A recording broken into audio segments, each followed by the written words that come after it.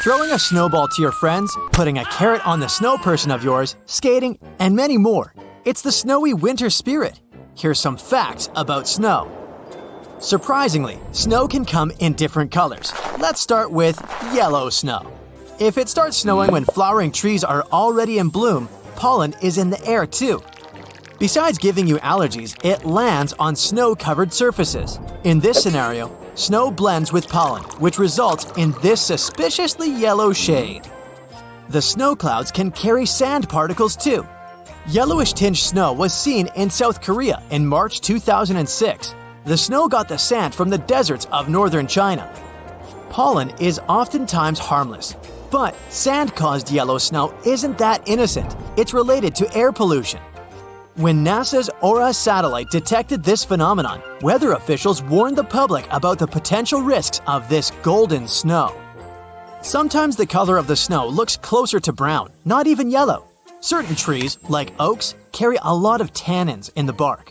These are organic compounds that protect the tree from harmful bacteria and funguses. These tannins can fall to the ground near the tree. For that to happen, it first needs to rain, and then the rain should turn into snow. The moisture makes the tannins run down. Have you ever just laid on the fresh snow and opened your mouth to let those tiny flakes in? How safe is it to eat those flakes though? In most cases, it isn't. But here's a pro tip for snow eaters. The safest way to consume snow is by choosing a clean and white layer. Get some from the freshly fallen fluffiest part. And now, forget about it. You never know what random show in the street may contain. Blue-tinted snow is the next one on the list. A cloudy day will create darker shadows. Snow absorbs all color wavelengths. Well, almost all color wavelengths. It cannot completely absorb blue. The bottom line is that bluish snow forms due to the weather conditions. I mean, the snowflakes are actually translucent since they're made up of ice crystals. These crystals reflect light. That's why in regular cases, snow appears white to our eyes. Gray and black snow also exist. Here, I'm not talking about melted snow mixed with dirt near the roads. The one I'm referring to is created with the dust coming from the volcano. But it can be created with less exotic soot, ash, or motor vehicle exhaust. This type of snow is dirty. It might have a dusty or oily scent. If its color comes from petrochemicals, then it's probably toxic. The next one is watermelon snow. The name comes from the red and green color of the snow. Unlike other color versions, this one has a sweet and fruity scent. Different kinds of algae and bacteria produce watermelon snow. You would be very lucky to see it because it's seen during summer in alpine and coastal polar regions. The greenness comes from chlorophyll, and the redness comes from astaxanthin. This is sort of a pigment. Fun fact, some animals, such as flamingos, crabs, and salmon, also get their color from that pigment. This phenomenon is super important ecologically. When the snow melts, it mixes into the waters and becomes a food source for organisms. Snow can come in different colors, but also different shapes too. An example would be snow rollers. To me, it looks as if someone is dragging an ice cream scoop through the ground. They are rare phenomenon because they need certain conditions to form. There should be wind, but it shouldn't be too strong. Typically, 30 miles per hour should do it. Yet, it depends on the snow too. It should be snowing, and how powerful the snow falls is another issue. Snow rollers occur in open prairies or hills with no obstacles like boulders or trees. It's a combo of two separate layers of snow. The first layer is the pre-existing sheet that crashed on the ground. The second one is a fresh layer of fallen snow. Imagine snow running down from the top of an ice rink, which doesn't hold on to what's under. Then, the wind carries some snow that is sticky enough to hold on to the things on its way. As the roller moves, it continues growing. If it's windy and there's an opportunity for rolling down a hill. Now, I want to move on to other cool facts about snow. For instance, its silence. Do you know how freshly fallen snow absorbs sound? Especially if you live in a busy city, you realize it's the quieter ambiance. It literally absorbs sound waves. Think of it as a commercial sound-absorbing product. Things change when it melts and refreezes. Then, the ice reflects sound waves. As a result, sound travels further. Plus, it gets clearer. It's not just us enjoying the snow. Apparently, some monkey species love it as much as we do. Japanese macaques, or snow monkeys, also make snowballs and play with them. Young macaques especially get attracted to snow. They steal one another's snowballs, then fight to get them back. Snow? Blizzard? What else? I can count some words related to snow, but the Inuit, for example, has dozens of words for snow. And Scots has 421 terms related to the snow. For instance, skelf is a large snowflake, and unbrak means the beginning of a thaw. From one point of view, there's the cold and the risk of hypothermia. From the other point of view, animal burrows or human igloos. We associate snow with cold, but it warms you up. Since snow consists of above 90% trapped air, it's a perfect insulator. We talked about snow itself, but what about snowflakes? The shape of a snowflake is bound to the air temperature around it. Researchers examined snowflakes and found out that long, thin, needle-like ice crystals form at around 28 degrees Fahrenheit. They also investigated other ice crystal samples taken from different temperatures. The flakes appear to be flat and plate-like in lower temperatures, such as 23 degrees Fahrenheit. The snowflake can also appear with 6 arms, or a dendritic structure as ice crystals, and that again depends on the changes in the temperature surrounding each snowflake. Maybe you heard the saying that no two snowflakes are identical. A catalog of snowflakes supports this theory. One chemistry educator detected more than 30 different types of snowflakes. They are classified as column, plane, rimmed, irregular, and so on. The reason for all this variety is the path each snowflake makes to fall to the earth. Each one of them faces a tiny bit of different atmospheric conditions on its way to the ground. All of them have 6 sides, that's for sure. But in 1988, a scientist found 2 identical snowflakes. Turns out they can be identical. Snow can be seen in deserts too. I know it sounds super contradictory. We're accustomed to thinking about smoking hot sand, cactuses, and nothingness from a desert at first glance. In Death Valley or the Sahara Desert, snow is occasionally seen. In fact, in January 2022, some parts of the Sahara Desert got covered with a white blanket. It's not unlikely to happen all the time, but it's not impossible at all. You see, on some nights, the temperatures in the desert get low. Snow needs 2 things to form: cold temperatures and moist air. Sahara put a tick on both of these conditions. Bonus fact, how long is the tallest snow figure? In 2008, Bethel town residents in the US united their forces with the people of surrounding towns to break a world record. The snow person was 120 feet tall. It took them more than 1 month to finish creating the figure. The Statue of Liberty was only a few inches taller than this figure. When we see a strong snowstorm, we call it a blizzard. That's not always so. You see, a snowstorm should meet some qualifications to be classified as a blizzard. For instance, the wind should be at least 35 miles per hour. Plus, the snow must decrease the visibility to a certain mile for 3 hours at the least. Otherwise, the snowfall can be named a snow squall or a snow burst.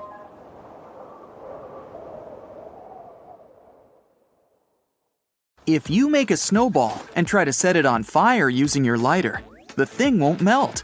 The snow will first turn black, then it'll start to vanish, but you'll get no water. There's nothing supernatural about this phenomenon. The snow is melting, but you don't see it because of the structure of the snowflakes. They kind of wick away the melted water, and it gets absorbed by the remaining relatively loosely packed snowball. As for the black char marks, they're simply traces of soot left by the lighter fluid. A 2017 study suggested people had accidentally created a protective bubble around the planet, all thanks to decades of using very low-frequency radio waves. They've formed an artificial cocoon that shields Earth from radiation and solar flares. Helium can make your voice go squeaky and helps your balloons float in the air. Can the stuff get even better? Yep. Try cooling it to the extreme temperature of -460 degrees Fahrenheit. That's just above absolute zero. That's when you'll see this gas turn into a superfluid, which means it can move without friction. In this state, it can do some pretty bizarre things. It can leak through seemingly solid materials. It can stay motionless while the container it's in is being spun. And it can even climb the walls of the said container. Water can freeze and boil at the same time. This is called the triple point. That's when a substance can be solid, liquid, and gaseous at the same time. But there's only one pressure and temperature that can make it possible. Scientists have discovered a new state of matter. It's known as time crystals. Created in a lab, they are a concept that's insanely hard to grasp.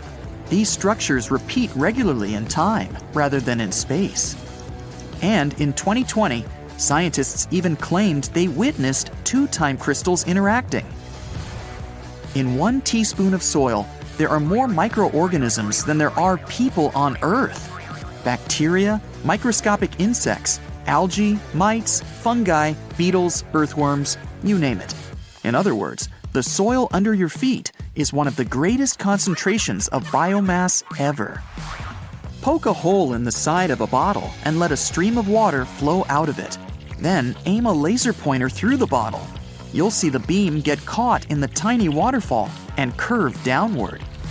It happens when the light travels through some dense material, in our case, water. Then it hits the boundary with something that has a lower density, like air, and it makes the light curve. Our moon used to have an atmosphere. Several volcanic eruptions happened on Earth's natural satellite around 4 billion years ago. They released immense volumes of gas, trillions of tons. It was so much that the gas didn't have enough time to escape into space. That's how an atmosphere was formed. Bird eggs come in all kinds of shapes, and what an egg looks like seems to be down to a bird's ability to fly. The stronger a bird's flight is, the more elliptical and pointy its egg will be. And those species which hardly ever leave the ground lay oval-shaped and rounded eggs. Plus, an egg's length always correlates with a bird's body size. If you drop an egg to the floor in your kitchen, you'll make a big mess. But it's different if you do it in the water, say at a depth of 60 feet below the surface. The pressure there is almost twice greater than at sea level, and it'll hold the egg together like a makeshift shell. The chances are extraterrestrial dust particles are lying on your rooftop. Called micrometeorites, they're less than 400 microns in size. That's about 1/3 of a grain of sand. Scientists think around 100 billion micrometeorites fall to Earth every year. On average, the ocean is as deep as 8 Empire State Buildings stacked one on top of another. This depth is even more impressive in the Challenger Deep, the deepest part of the Mariana Trench and the world ocean. There, you could fit 25 Empire State Buildings. Cold water freezes more slowly than hot. This is known as the Mpemba effect. One of the reasons, but not the only one, is that when the hot water starts to cool, its mass decreases. It happens because some water evaporates.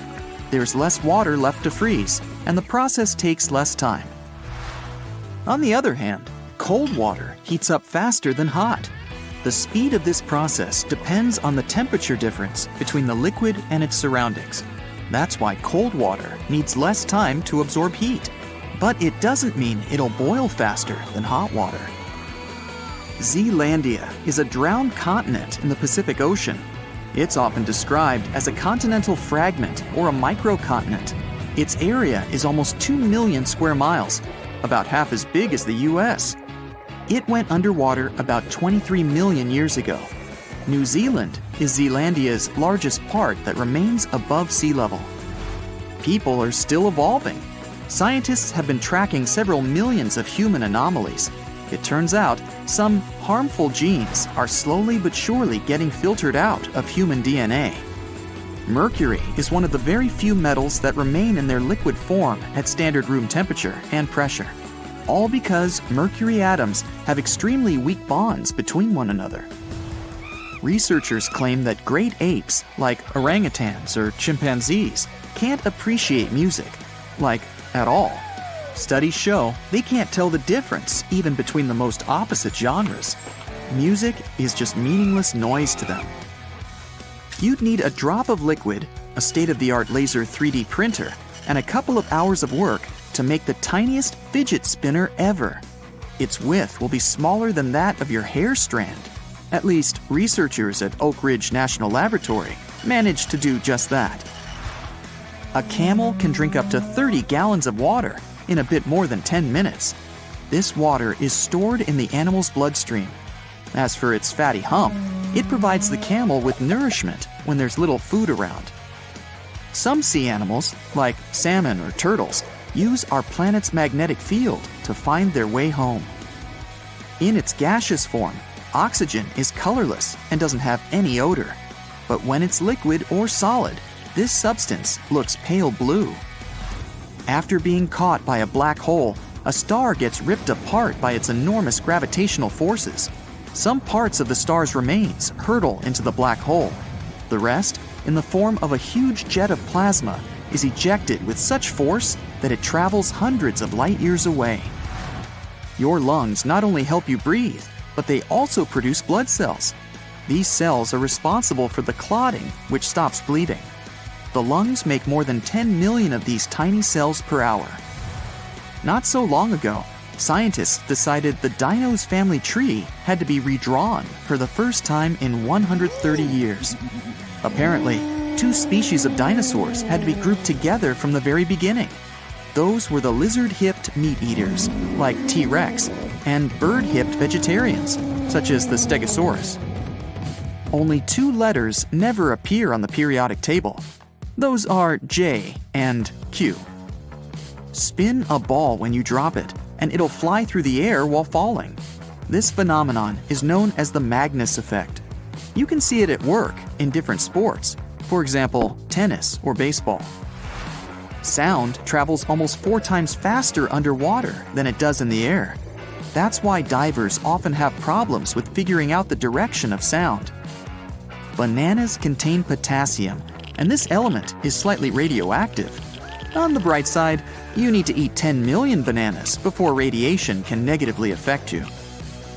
There's a device that can put out a fire with the help of sound waves. It's called a sonic fire extinguisher.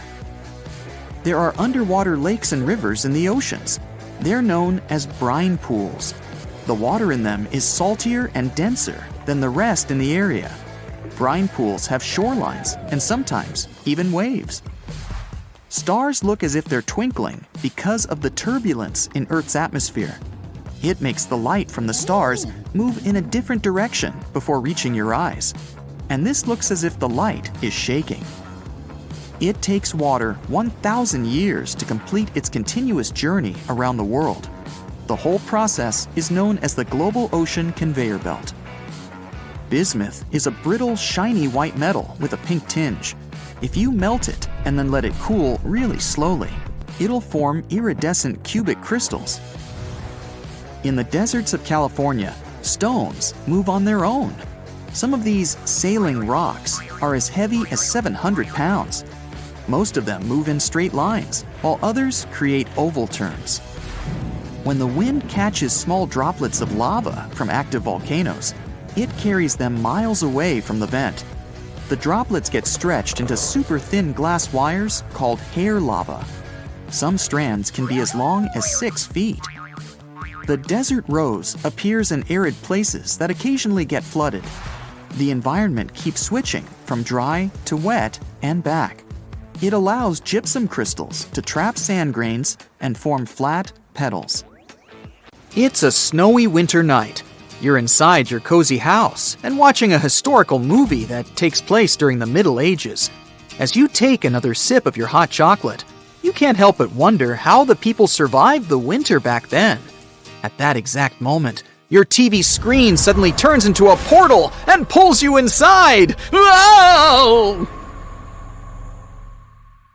You open your eyes to find yourself within the world of the movie you were just watching. a man approaches you and says, "Welcome to my medieval village. I am Bartholomew, and I called you here to give you an answer to your question." First of all, let me tell you that conditions became extremely harsh when the cold arrives, and not just for the northern countries. Mainland Europe takes its share of the brutal weather too. So winter is kind of a slowing down time for all of us. You see, we usually associate winter with old age and poverty because of all the changes that occur in nature during this time. For example, we can't really grow any crops when snow covers all our land. And by the early 14th century, things started to get even worse because we started seeing the first signs of what you may know as the Little Ice Age. Cold temperatures peaked.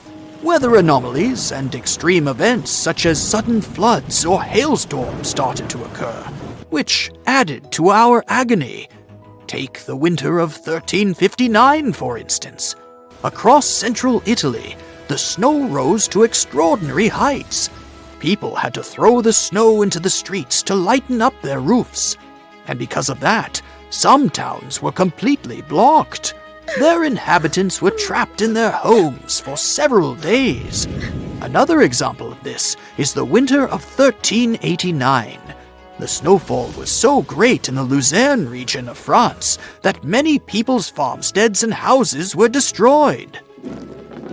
Bartholomew notices that you start shivering. Ah, you were not prepared for this journey back to medieval winters, I see. Let's walk to my home and find you some warmer clothes. As you can see, I'm already wearing a cloak, a scarf, and mittens, which are all made out of wool. I also have boots that are made out of leather from a deer. Still, all these are not really enough to stay warm when one is outside. That's why we usually layer other clothes underneath them all to keep the warmth trapped. By the way, the wool can get heavy and itchy sometimes. So beneath our woolen outer clothing, we wear linen undergarments too. The linen acts as a barrier between the wool and the skin, therefore making things a bit more comfortable for us. It is also easier to wash linen clothes, and they dry way faster than woolen ones. The wealthier ones can line their winter clothing with fur, and us regular peasants sometimes use rabbit and lamb for the same purpose. It's not as glamorous, but still effective. We can also hunt some wild animals and birds with the permission of the Lord. Yet again, the sumptuary laws, in other words, consumption laws, are very clear on who can wear what according to their social standing. Take the 1363 English sumptuary law, for example. It states that the wives and daughters of craftspeople and land-owning peasants were only allowed to wear lamb, rabbit, cat, and fox furs. You notice a weird-looking hinged metal sphere in Bartholomew's pocket, and ask him what that is. "Ah, it's a hand warmer," he says, as he gives it to you. "If we are going to be outdoors for a long time, we bring one of these with us. Otherwise, one's fingers can get numb, you know. Now take a closer look at it, and you'll see that it has tiny holes on its surface. This helps the heat to escape, so that we can warm our hands without burning them once we fill it with hot coal." "That's kinda heavy," you say, and think about how lucky you are to be living in modern times.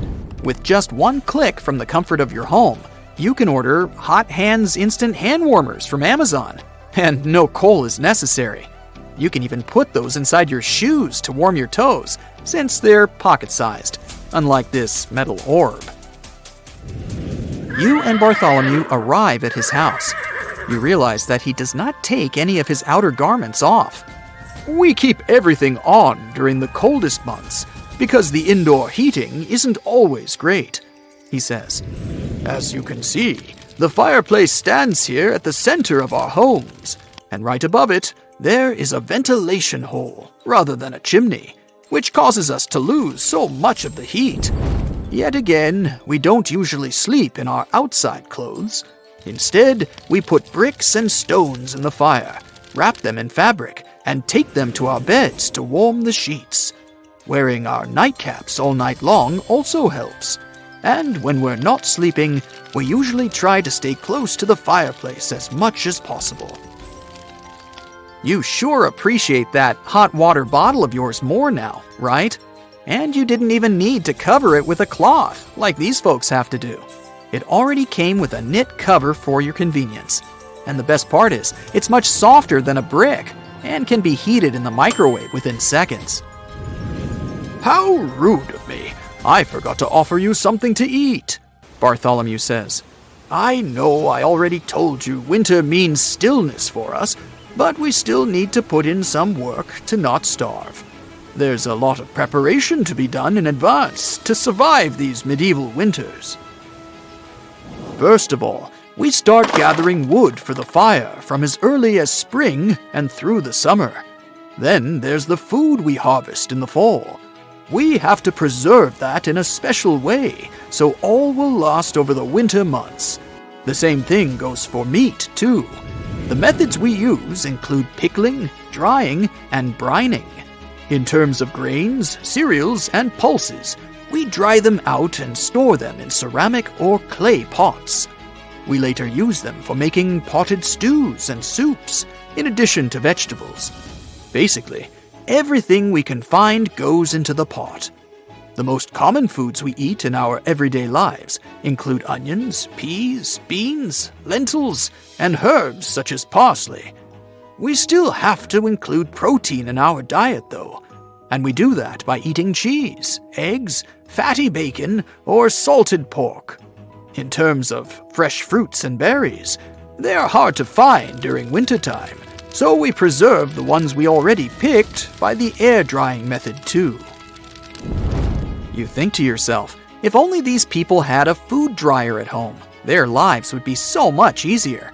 They could use it for all the foods Bartholomew just mentioned, from fruits to meat.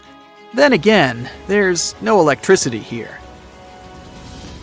I wouldn't want you to think winters are so grim, long, and boring after everything I've told you. We still do plenty of activities to keep ourselves entertained, Bartholomew says. But what? It's not like they can binge watch their favorite TV shows. We play in the snow a lot, adults and children all together. You can see plenty of peasants ice skating on the frozen lakes. To be able to do that, we used to use pieces of polished wood or horse shin bones. But now, we have iron skates too. I need to mention though, here in Western Europe, ice skating is not as common as in Scandinavia. That is because they are more accustomed to snow and cold temperatures. Sledding is another fun activity we do. Then there are indoor games, such as chess, backgammon, and other dice games. Wool spinning and telling stories are also common ways to spend some nice time with our family. Not surprisingly, nobles have more opportunities in the entertainment area too. For example, boar hunting is very common amongst the elite. At that moment, a portal appears at the door. Bartholomew says, "Guess it's time for you to head back, traveler. Fare thee well." One of the largest apocalypses that humanity has experienced happened about 74,000 years ago on the territory of modern Indonesia. It was an eruption of a supervolcano on Mount Toba. It was also the biggest eruption on Earth over the last 2 million years. Even the tragedy of Pompeii, when the volcano Vesuvius destroyed the entire city, was not so large scale. At the time of the Toba eruption, humanity was as close to extinction as ever. And the problem wasn't in the volcano itself, but in the consequences that came after. Some studies suggest that 3,000 to 10,000 people could survive the period after the eruption. During the disaster, Toba released millions of tons of volcanic ash and soot. This cloud spread across the sky, blocking the sun in India, Indonesia, and over the Indian Ocean. Some scientists claimed the world had been plunged into volcanic winter for several decades. Take a look out the window in cloudy weather. Do you see how gray clouds cover the sky? But still, clouds let the sunlight pass through. It was much worse during the Toba eruption since sulfur dioxide in the volcanic ash reflected sunlight. Dust and ashes didn't settle for a long time. Perhaps they flew all over the planet, destroying many living things. A lot of plants couldn't survive because of the lack of sunlight. Also, Earth's temperature dropped by several degrees, which led to new disasters. In today's modern world, the temperature doesn't affect residents of our cities that much. But for nature, even minor changes may entail catastrophic consequences. For example, plants and insects can live at the same temperature for thousands of years, but a sharp cold snap destroys them. This leads to the fact that almost all animals don't get enough food to feed their offspring. The population of all creatures in the wild is dropping. The ancient people of that time survived by hunting herbivores and gathering berries, fruits, and mushrooms. But the eruption destroyed almost all of it. Also, a lack of light caused a lack of vitamin D. As a result, people were starving and they also were pretty depressed. However, some scientists think that many people survived this period quite easily, especially those who lived on the coast of South Africa. The ocean received the most minor damage from the disaster. The tribes who lived near the water caught a lot of fish. Both versions haven't yet been proven. Scientists still try to build an accurate picture of human development after this volcanic apocalypse. About 50,000 years after the Toba eruption, when the sun had finally passed through the gray clouds and the ash settled on the ground, nature and people began to restore the previous balance. But the warm times quickly didn't start as the Ice Age had already begun, and this problem was much more severe, as it lasted for thousands of years. Decreased solar activity and planet orbit changes led to strong temperature drops. Eternal cold covered almost the entire globe, forcing all living beings to migrate and struggle for survival. Such powerful animals as mammoths and saber-toothed tigers couldn't survive the Ice Age. But Homo sapiens were able to adapt to their new weather conditions. People hid in caves, made fires, and improved their hunting skills. Therefore, in a sense, the Ice Age made humanity stronger. In the modern world, such weather can cause significant problems for the global economy and create financial crises worldwide. The last period similar to the Ice Age happened at the beginning of the 19th century. Mount Tambora in Indonesia exploded and released millions of tons of pumice, soot, and volcanic ash into the sky. People who lived on a volcanic island got the most severe damage in the first few minutes, but then the eruption's consequences began to reach the whole world. Volcanic ash again blocked sunlight and led to one of the coldest years in North America and Eurasia. This year, 1816, is better known in history as the year without summer. The ash cloud increased humidity and lowered the temperature in many areas. In the summer of 1816 in Central and Western Europe and North America, a humid climate and cold destroyed the harvest. Prices for goods rose and poor people lost access to food. Logistics and transport also suffered. People used horses to move around at that time, and since oats became expensive, many couldn't afford to keep these animals. Many believe these circumstances inspired the inventor Carl Dreis to create the world's first bicycle. Also, there's a theory that the Tambora eruption helped invent Frankenstein. Several writers, including Byron and Shelley, gathered in a villa in Switzerland where they began to write fantastic novels. Bad weather and rain outside the window inspired Mary Shelley to write a story about Dr. Frankenstein and his monster. Even now, this volcano is active, but it's not going to wake up anymore. But if it happens again, will we be ready this time? Most likely, there will be fewer consequences since we have technologies, big incubators, and greenhouses where we grow livestock, vegetables, and fruits. Of course, winter will provoke a crisis all year round, but we can easily survive it. In the 1930s, another disaster occurred. But this time, it was caused not only by nature, but also by people. At that time, many countries were heavily dependent on crops. Vast territories were sown with them. People were engaged in excessive farming. Therefore, when a severe drought began, the soil was quickly depleted. The ground ran out of nutrients necessary for the growth of wheat and corn. This led to the fact that the top layer of soil was turned into tiny dust. Then, west-easterly winds hit such states as Colorado, Nebraska, Texas, and Oklahoma. They rose the dust into the air and formed thick clouds. This period is considered the most challenging time of the Great Depression. It's the Dust Bowl. It lasted 8 years and forced many people to leave their homes and move to other states.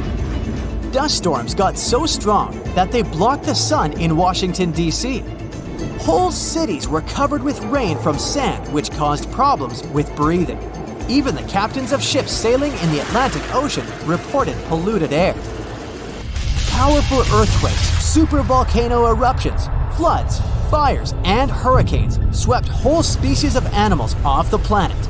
But a human has always survived in the most challenging conditions, so don't worry about the next global catastrophe. People will handle it. We hope so. But what if some global catastrophe happens? For example, a huge meteorite falls or the atmosphere gets poisoned. In this case, it'd be best to find a remote island or fly to the moon. The main thing is to have the opportunity to return. After all, sooner or later, the apocalypse ends and Earth will be as good as new. Probably. Another option is to live in an underground bunker with large reserves of food and oxygen. About 8 billion people are living in the world. For humanity to prosper again after the apocalypse and restore its population, 1 to 500 people will be enough. There have been cases in world history when small tribes numbering a few hundred people have lived for centuries and even millennia. However, to do this, you'd have to leave megacities. Big towns only import food. They're heavily dependent on farm fields and crops. During some global catastrophe, no one would give food to the cities. Hunger would lead to complete chaos. To live well, people would need to escape from their towns and repeat the practice of those who lived in the early Neolithic period. It was about 12,000 years ago, just after the end of the last ice age. People at that time lived separately in small villages. The population of each of them was from a couple of hundred to 1,000 people. They lived independently, provided food, and made big families. In fact, it's not such a bad option after the apocalypse to grow vegetables on a small farm, eat healthy food, and enjoy nature. When it's too cold outside, airplanes often get delayed, or in extreme cases, even cancelled altogether. First of all, if it snows heavily, such conditions drastically decrease visibility, making it unsafe to taxi and take off. During a blizzard, flight control may command the aircraft to stay on the ground and wait until the snowstorm subsides. Ice on the runway is another reason. An airplane's landing gear are nothing like a car's wheels, and they can't be equipped with studs to avoid skidding. But even if they were, a plane needs to develop speeds on the ground that are much higher than on an average road to take off successfully. If the runway is slippery with ice, the airplane can slide off it easily. Things like this actually happened in the past. For example, in January 2014, the JFK airport in New York was shut down after a plane skidded off the runway and into the snow. Luckily, no one was injured, but the airport staff had to dig the aircraft out of the snow, and even the local police joined the efforts. Same story with landing, which is even trickier in freezing conditions because a plane is in much less of a controlled environment and traveling at even greater speeds. What's more, while an airplane that's about to take off and skidding will probably get into an open area and stop there, one that's about to land could end up crashing into the airport's infrastructure. Needless to say, that's way more dangerous for everyone. Freezing weather conditions can also cause frost and ice sheets to build up on the plane itself. Airplanes are carefully engineered, and any tampering with their structure may cause huge trouble. As experienced pilots say, even a thin crust of ice over the wings of a plane can mess with their delicate design and destroy lift. Planes can be de-iced though. The airport staff usually spray them with a special solution that doesn't let the ice build up on the aircraft's skin. But back to the runway. If it's covered with ice, there's little you can do. Unless the sun is shining, the chances of safely removing the ice from the pavement are almost zero. There's also a chance of damaging the pavement, making potholes, which can result in safety concerns for both takeoff and landing. Imagine driving over a pothole in a car at full speed. Pretty unpleasant. And now multiply it by about 1,000, because a plane is much heavier than a car, and don't forget that the landing gear is not exactly there for driving. Jet fuel and the equipment that pumps it can freeze too if the temperature is too low. The fuel freezes at -40 degrees Fahrenheit, but that can only happen on the ground before takeoff. At a cruising altitude, temperatures may drop as low as -70 degrees Fahrenheit, but since the liquid is inside the plane and burning down steadily, it's much warmer there. On the ground though, nothing stops the fuel from turning into ice. If that happens, no flights are available, obviously. Same goes for the pumping equipment.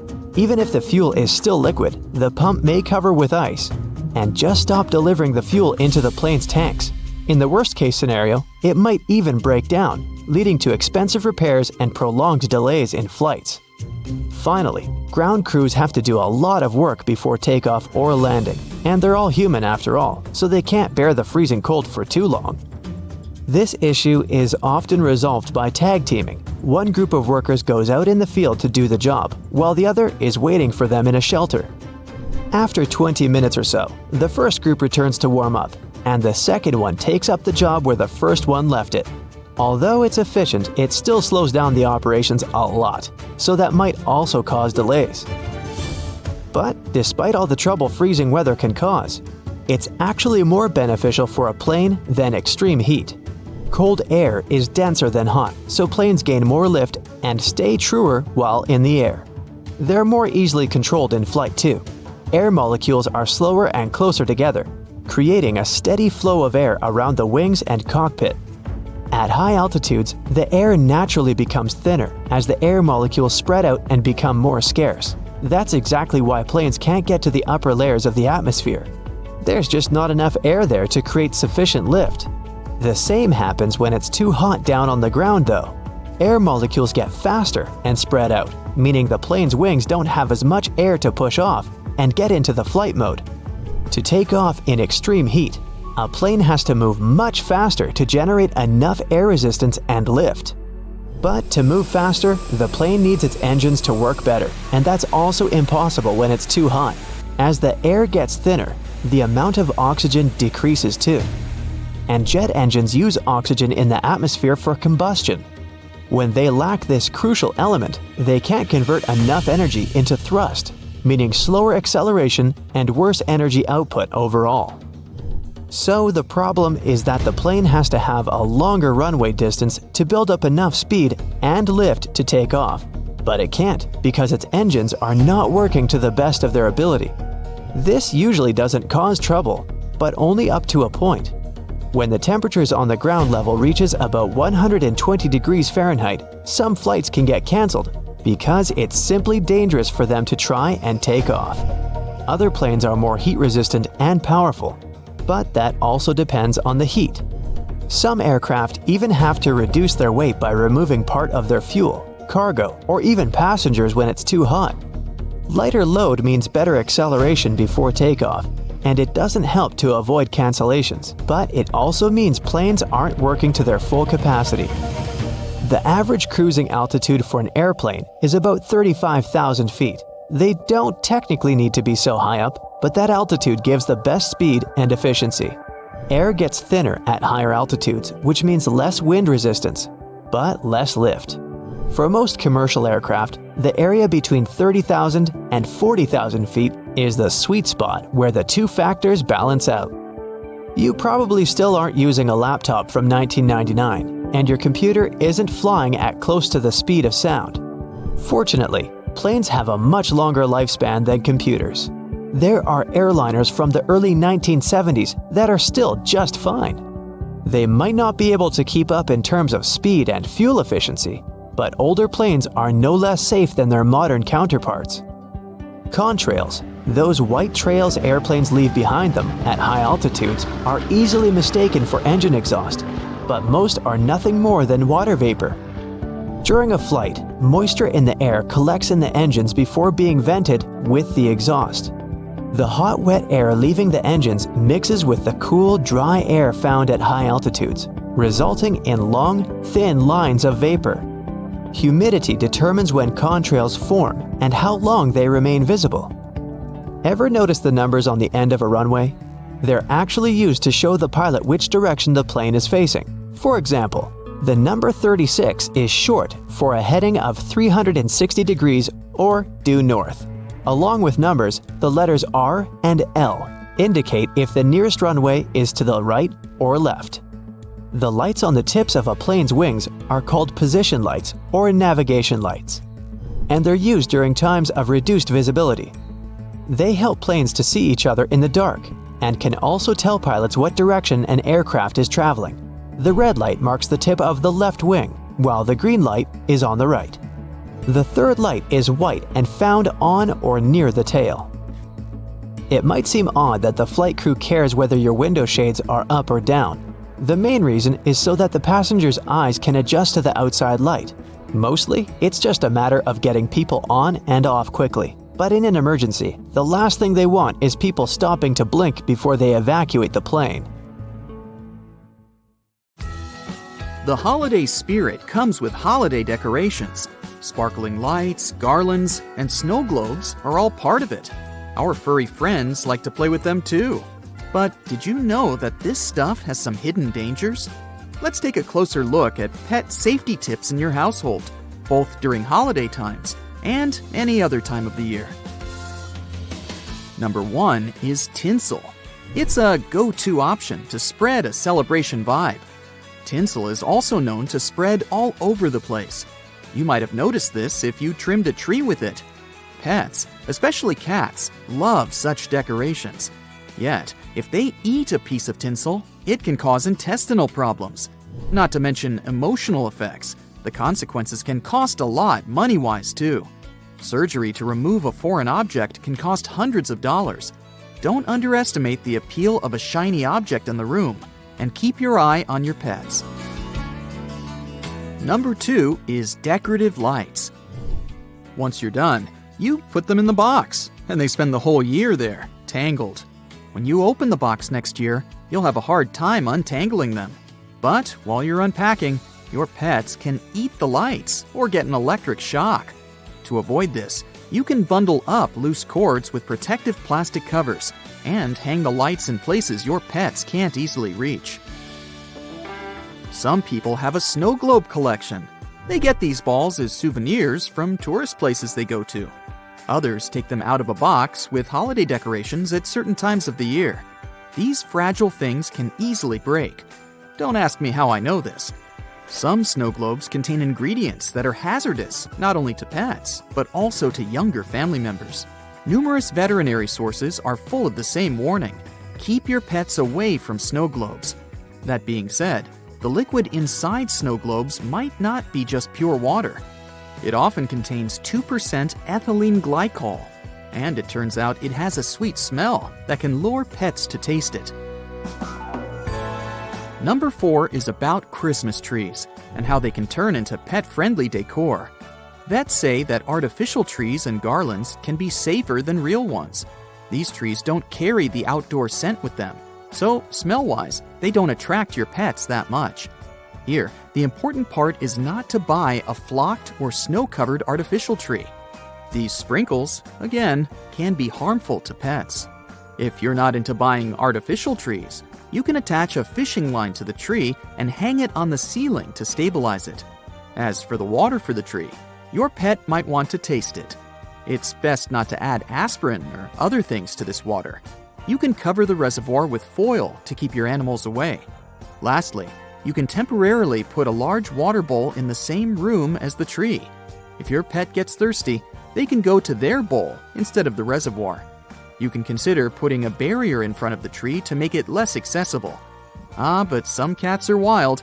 They'll just take it as a challenge, and they'll easily get over most obstacles. Yet, Most of them don't want to bother with double-sided sticky tape. You can try that. When I talked about snow globes, it included magnets too. I wonder whether magnets can be dangerous for pets. We use them for various purposes in our homes. For starters, with their help, we showcase our photos or notes on the fridge door. Our four-pawed friends can easily get their paws on it. These fridge magnets might not be as harmful as so-called rare earth magnets, though. Neodymium magnets, for example, are the real danger. These kinds of magnets are very powerful. If you accidentally pinch your body parts, they can injure you. Imagine these magnets as warriors. When they get too close to each other, they can strike with a super force to chip and shatter regular magnets. You wouldn't want that type of magnet near your pets or little members of your family. Rare earth magnets are normally used in stuff like hard disks, locks for doors, or headphones, but they're also used as toys. These magnets aren't especially toxic, so if your dog accidentally eats one of them, the magnet may leave its body in a natural way. But what if it eats two super powerful magnets? I don't want to get into the details of this scenario. The intestines loop back and forth in the abdomen, and if these magnets get too close to each other, yeah. Apparently, pennies made later than 1982 are also hazardous. They contain high levels of zinc. You might think, isn't zinc an essential mineral for our body? Yes, for growth, wound healing, and many more aspects. Yet, the body needs a small amount of zinc. Too much can cause poisoning. Zinc is found in many metal objects, such as bolts, zippers, and jewelry. If you live in the US, you should know that pennies minted after 1982 have zinc cores covered in copper plating.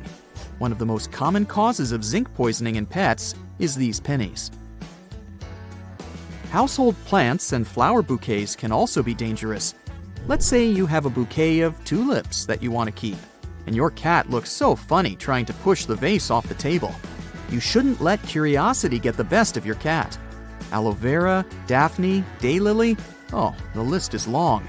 The moral of the story is, kittens are curious and shouldn't eat plants or flowers because they can be toxic for their fluffy bodies. The next one is batteries. The acidic material inside them can leak if they get blasted. Imagine your dog chewing them accidentally.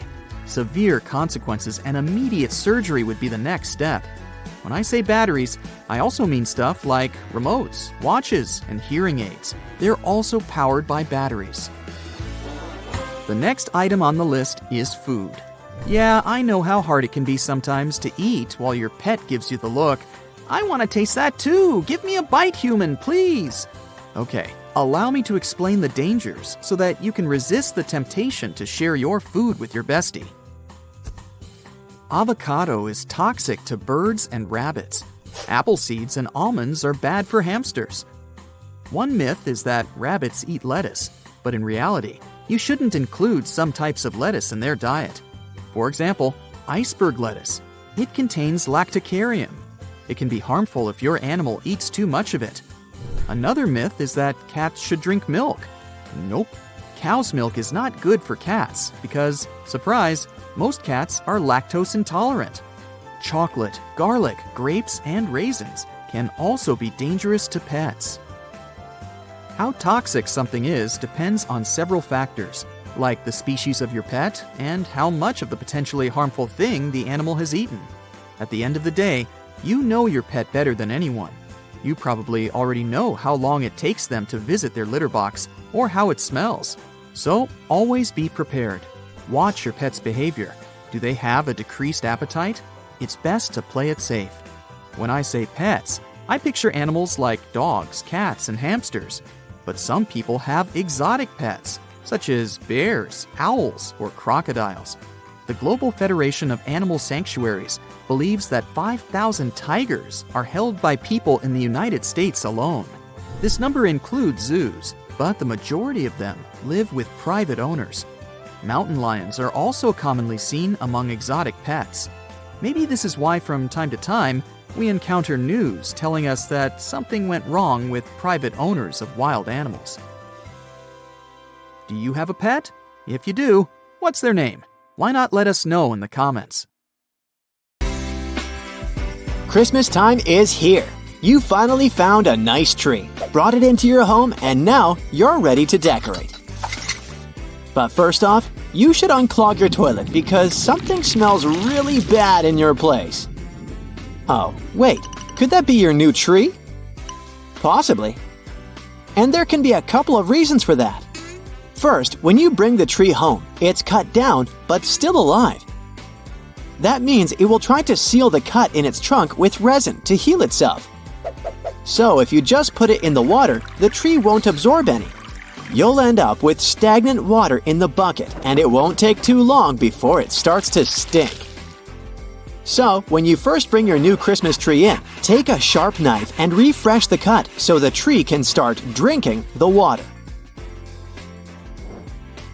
Or you might have brought it too early.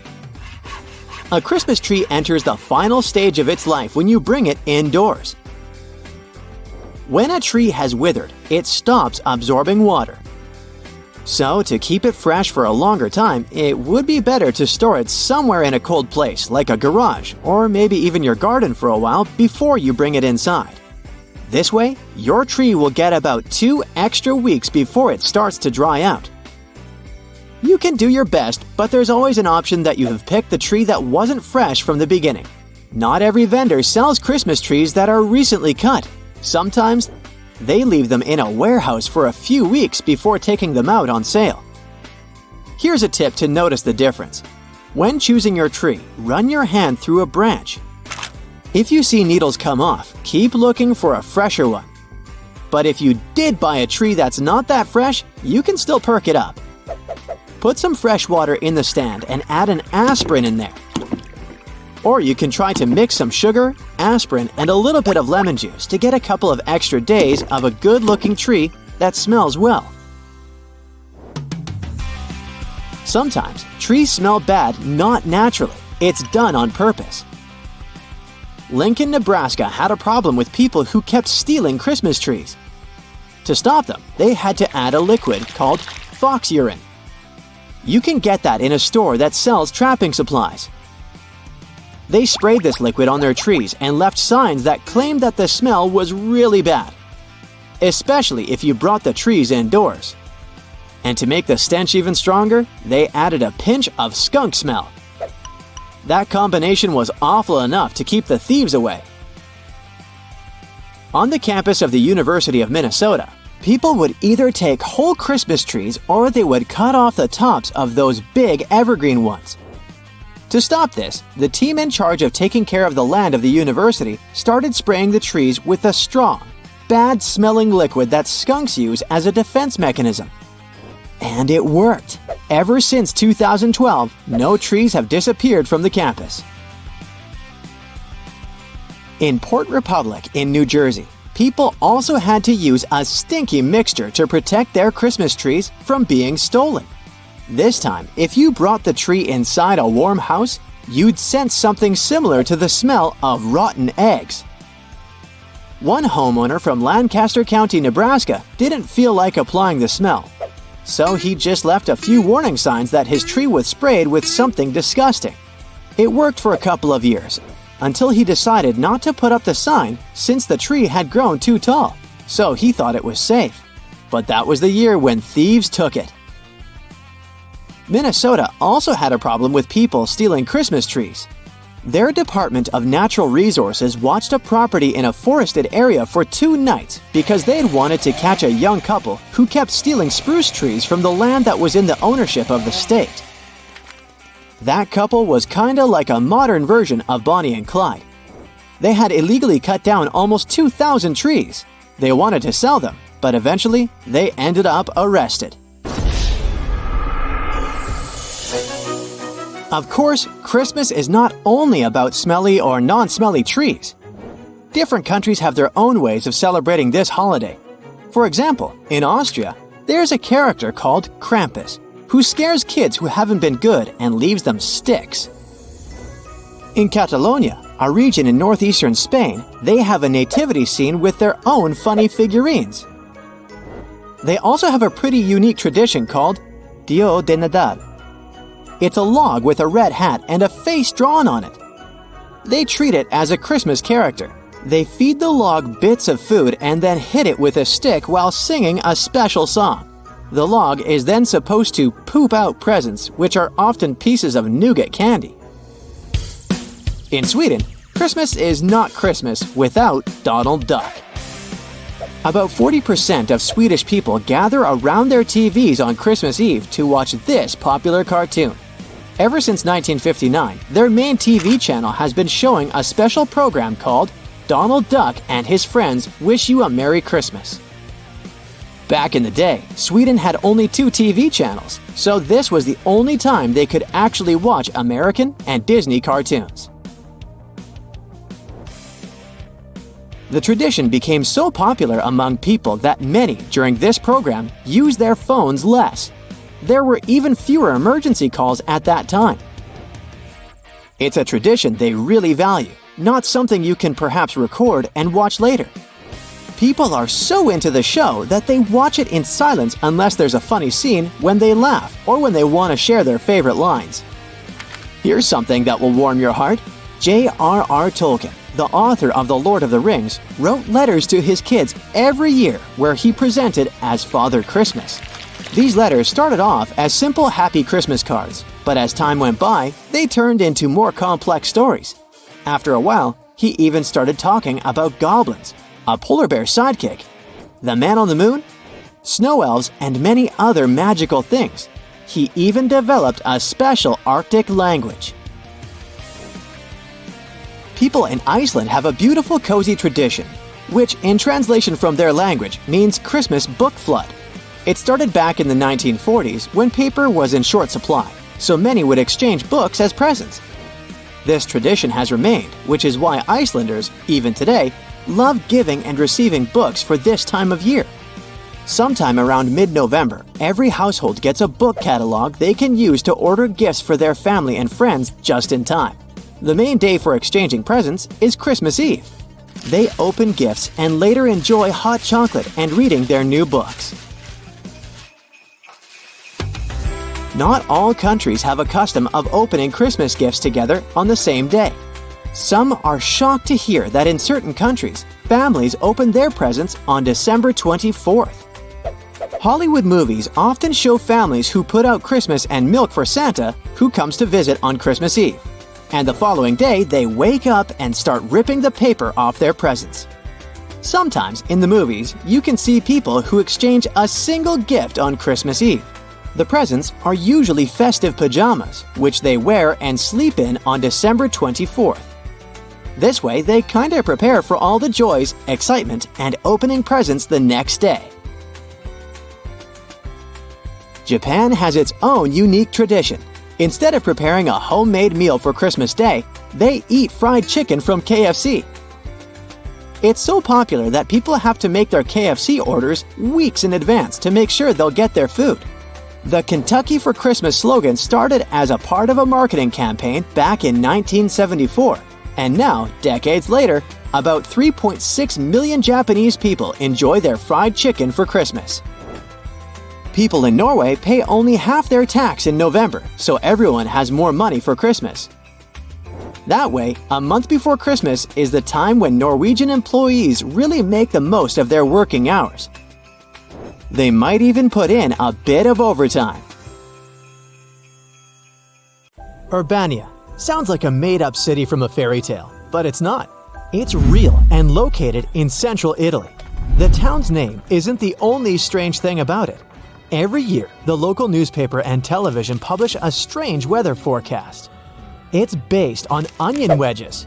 Yes, you've heard it correctly. Italians from this region eagerly look forward to a forecast based on a vegetable.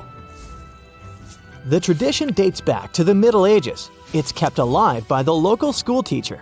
Every January 24th, she cuts a yellow onion into quarters. Then, she divides them into wedges. 12 of them for each month of the year. They lie neatly on her kitchen cutting board, facing east. The following morning, the onion is ready for interpretation. Because she sprinkled them with salt, the wedges change their texture. The woman uses these clues to forecast the weather for that year. She's been doing this for 3 decades. And before her, her father did it. Before him, her grandfather. You get the gist. Onion reading has become a family tradition.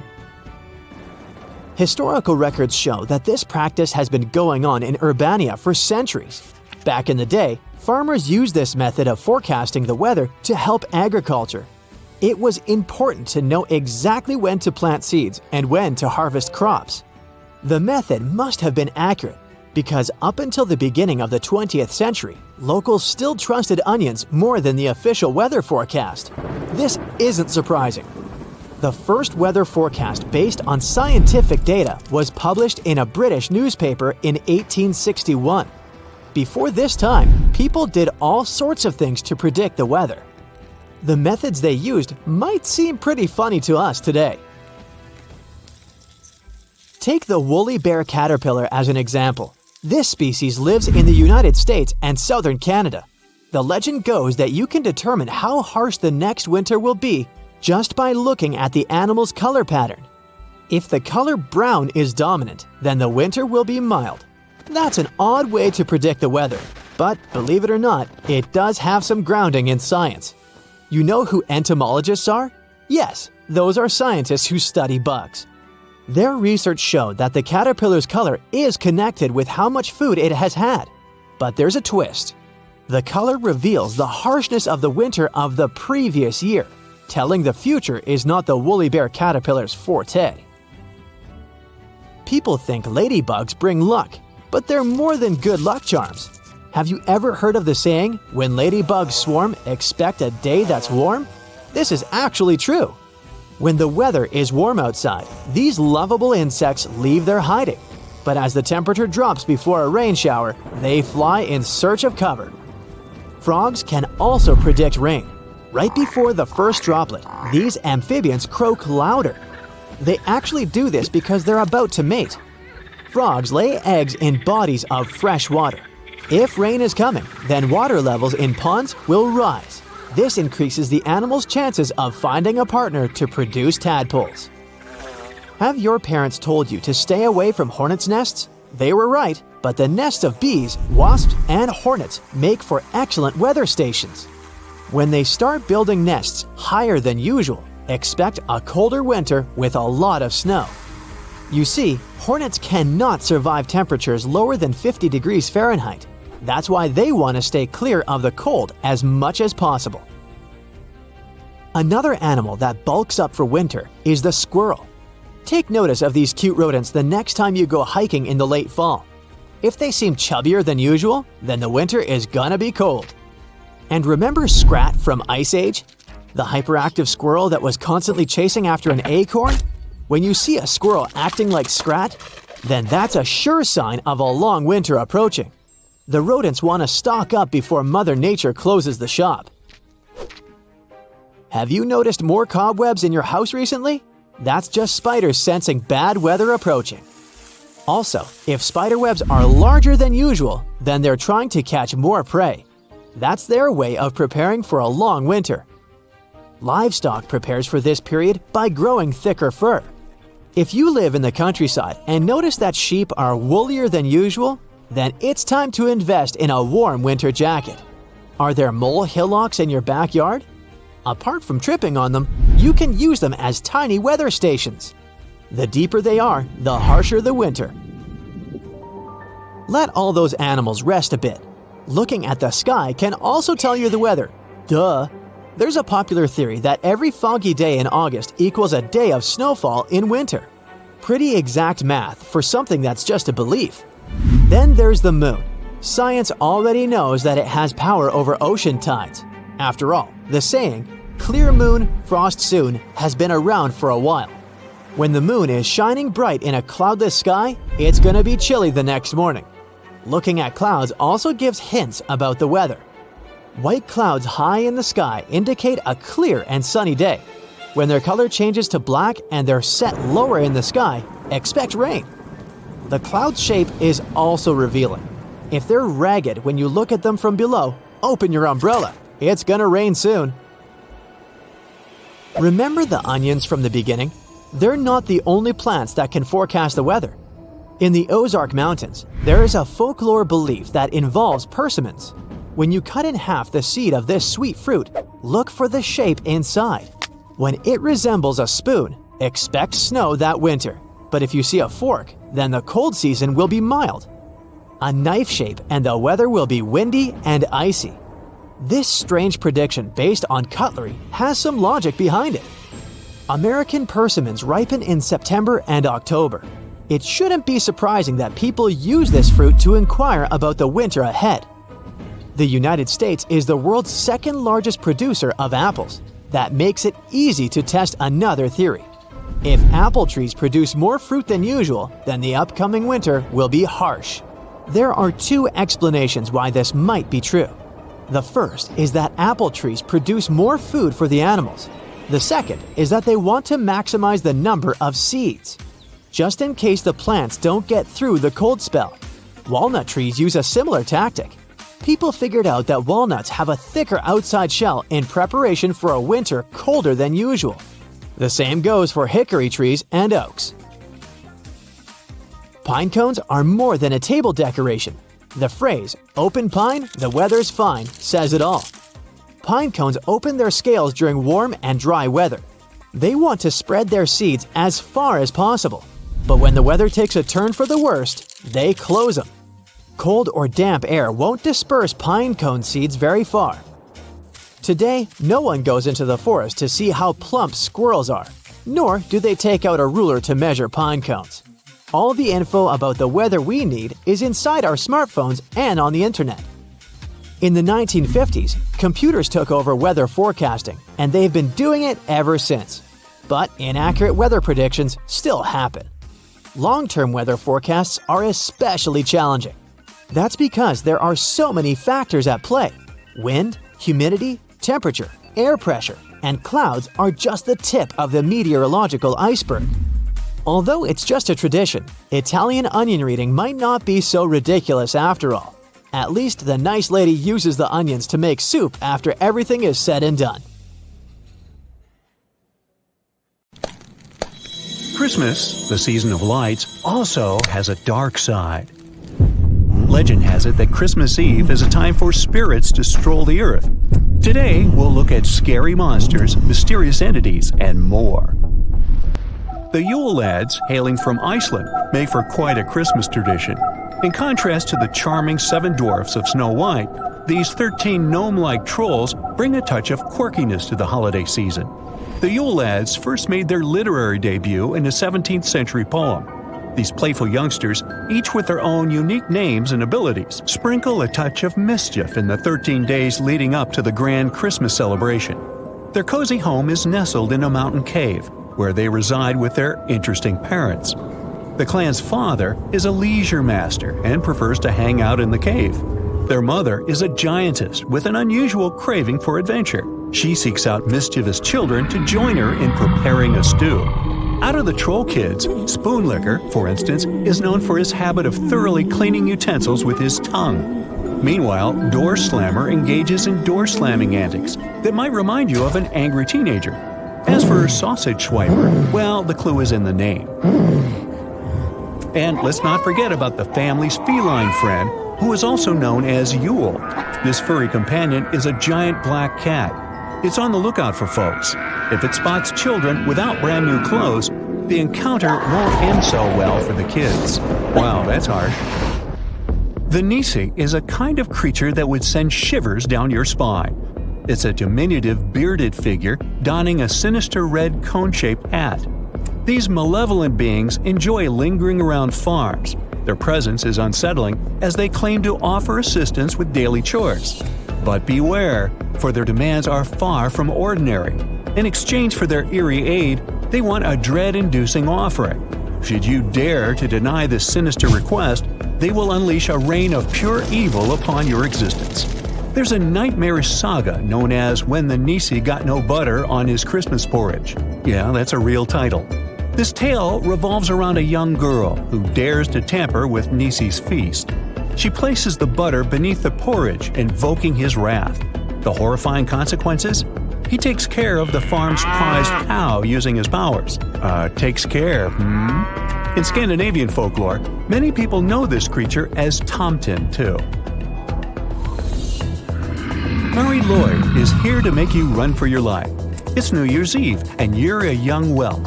Suddenly, you hear some mysterious knocking at your door. As you swing it open, you're met with a spine-tingling sight.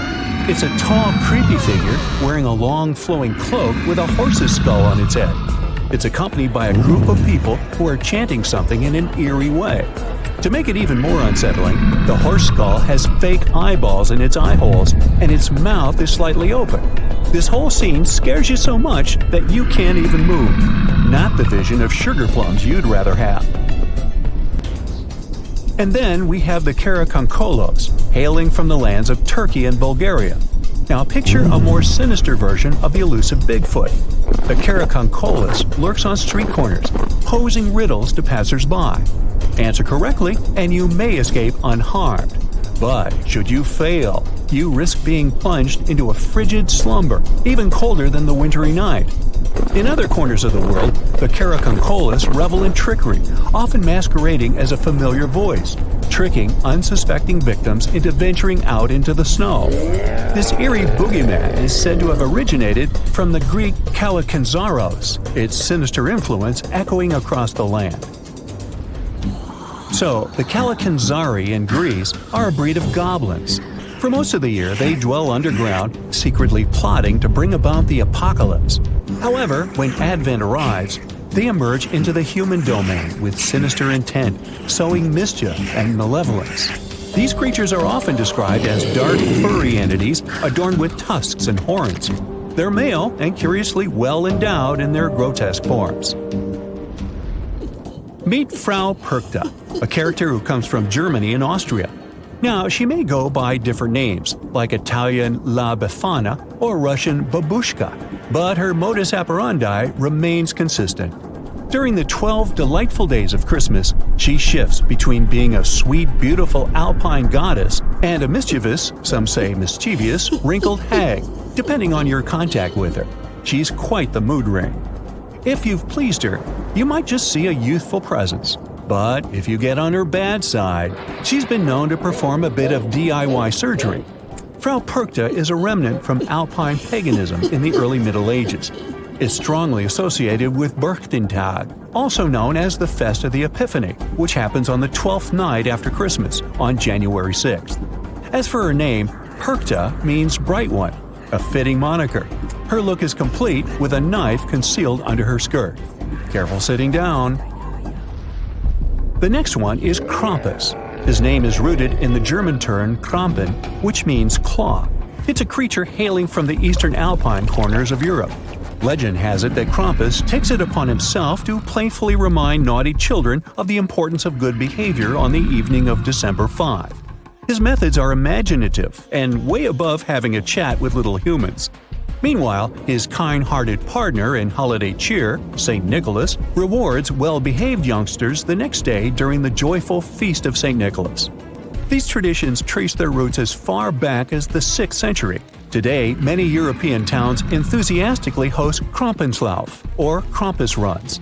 People dress up as him at festivals. And for those with a penchant for sending unique holiday greetings, there's the holiday cards option. In an Alsatian legend, there's a story of Hans Trapp.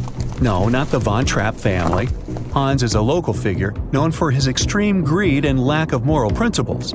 He resorted to practicing witchcraft and making pacts with evil forces in pursuit of wealth.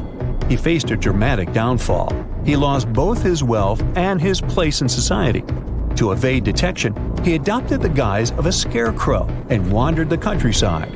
At a certain point, he became fixated on the idea of experiencing the taste of human flesh. Oh boy. God recognized that matters had spiraled out of control and struck Hans Trapp with a bolt of lightning. He met his end, yet there are accounts of his spectral return on Christmas. Belsnickel is a character of German folklore. It's traditionally known for its unique role in guiding children toward better behavior, offering an intriguing contrast to the jolly figure of St. Nicholas. The term Belsnickel can be traced back to the fusion of Bels, an older German term signifying fur, and nickel as a nod to St. Nicholas. Belsnickel is known for his visits to children, during which he engages them in friendly conversations and playful inquiries. Based on their responses, he may opt to reward them with a gift or employ a form of discipline, often involving a wooden rod. Bells-Nichols' origins can be traced back to the Middle Ages. The final touch is Grilla. She is a giantess who is able to sense children misbehaving all year round. She keeps a record of those children and sees them as snacks during Christmas time. Wait a minute, didn't we mention her before? If you ask this question, you're an attentive, devoted Brightsider. We have indeed mentioned her, the mother of the Yule lads. Remember that crowded family with a black cat? Now, Pierre Fouettard was a butcher. He was known for his involvement in the cases of abduction and robbery, leading to tragic fates for children. St. Nicholas uncovered his gruesome acts and miraculously revived the children. In retribution, Pierre Fouettard was sentenced to a lifetime of servitude, accompanying St. Nicholas and managing wayward youngsters. Well, thanks anyways, but I think I'll just stick with Santa Claus. Oh, and the reindeer. Harsh winds made this icy land unrecognizable. If you lived in Australia about 100 million years ago, you'd be wearing jackets and sweaters. But around 220 million years ago, this icebox of land was locked up in what used to be Pangaea. This supercontinent had Australia and Antarctica fused, including even South America and Africa. Scientists found out Australia was going solo at the same speed as your fingernails grow when it decided to cut ties with Antarctica.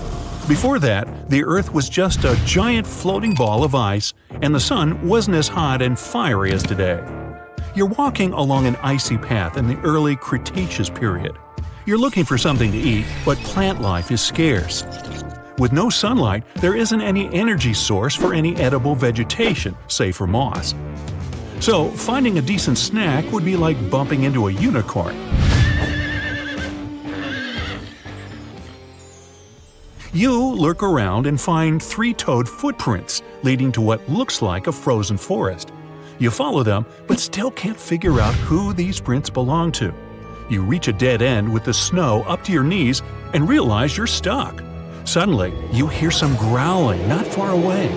You look to your right and see a large theropod walking towards you. It's almost as tall as a giraffe and has razor-sharp teeth on its jaws. Ooh, lucky you. This dino is a carnivore and probably the CEO of the prehistoric meat-eating world.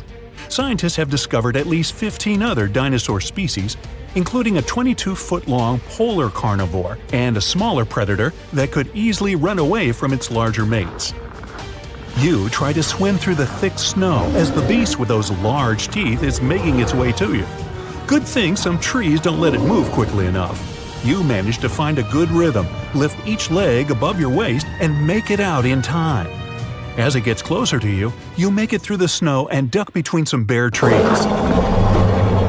Whew, you were lucky this time, but it'll be back for you. Fossils of plants and leaves show that back in those days, Antarctica wasn't as chilly as it is today, and the same goes for its northern counterpart, Alaska.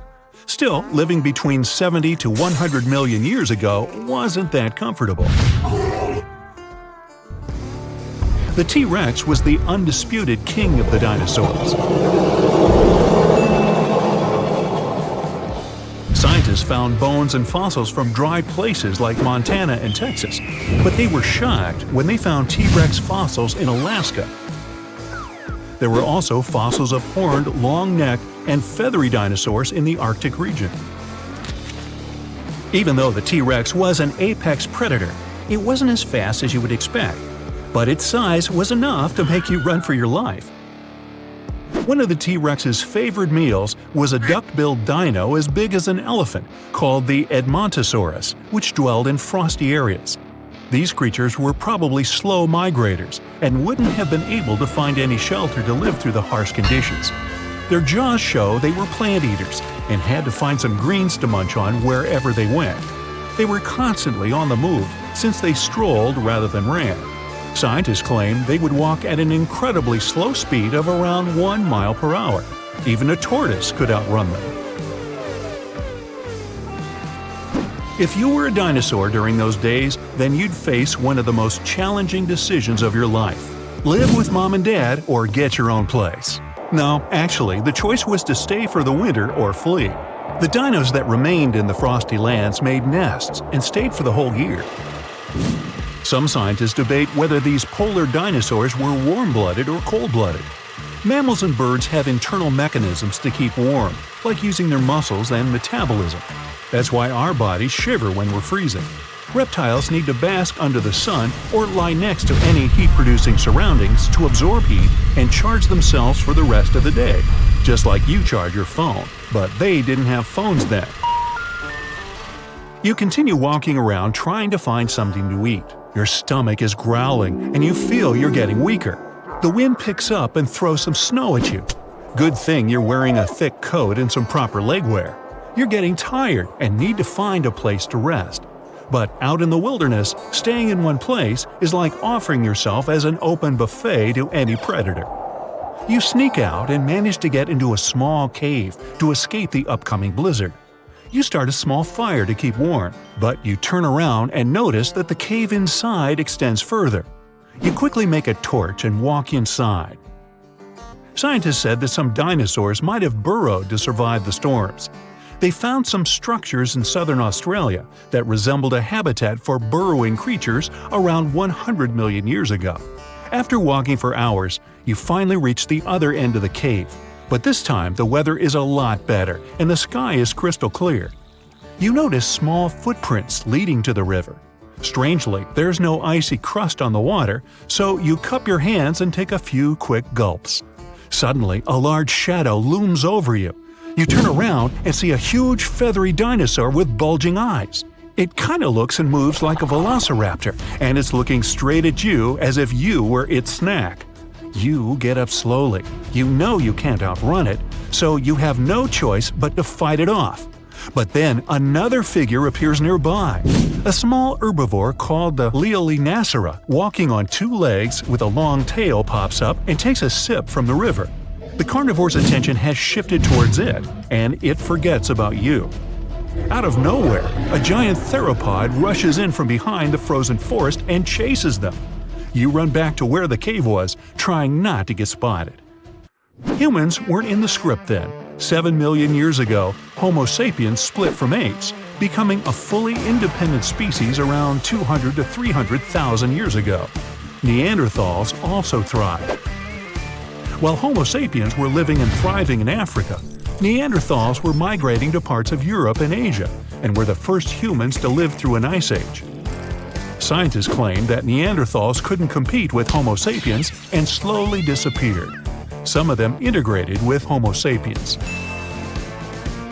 Earth has been through 5 ice ages.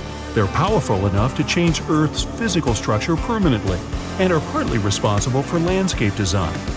We're actually in the middle of an ice age right now that's been going on for 2.6 million years. But we happen to be living in the warmer interval parts that can last for tens of thousands of years. Neanderthals were shorter and stockier than Homo sapiens. They had wider noses and big skulls. According to scientists, they lived in caves and fashioned up clothes and tools made of stones and bones. They also had flat teeth on their jaws for gnawing and chewing, just like Homo sapiens. Ice ages played an essential role for Homo sapiens to adapt and survive. In their caves, they were able to draw scenes of hunting and gathering, and were the first ones to harness the power of fire for warmth, protection, light, and cooking. They also used an advanced system of sewing clothes, using bone needles and animal skins to make thick coats to warm themselves up. Ah, those were the days, huh?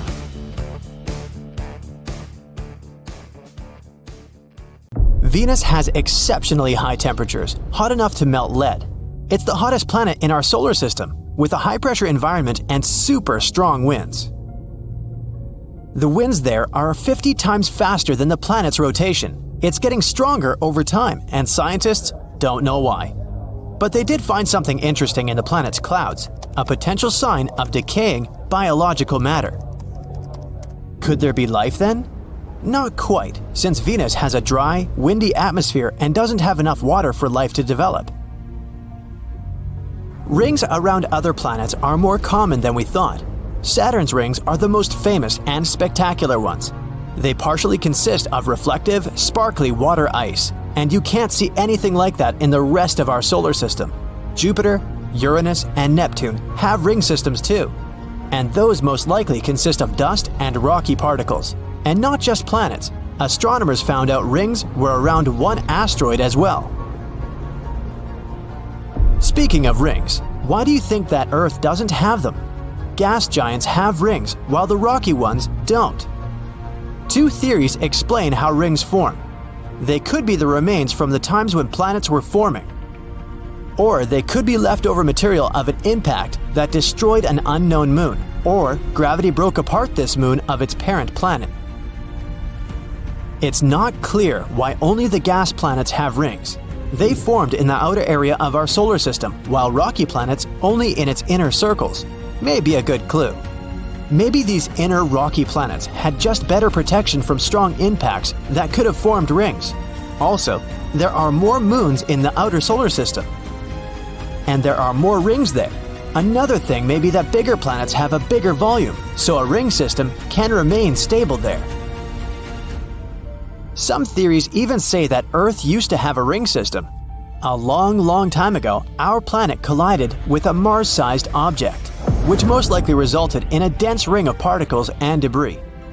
But our story was a bit different than the outer planets, and those rings probably combined and formed the Moon.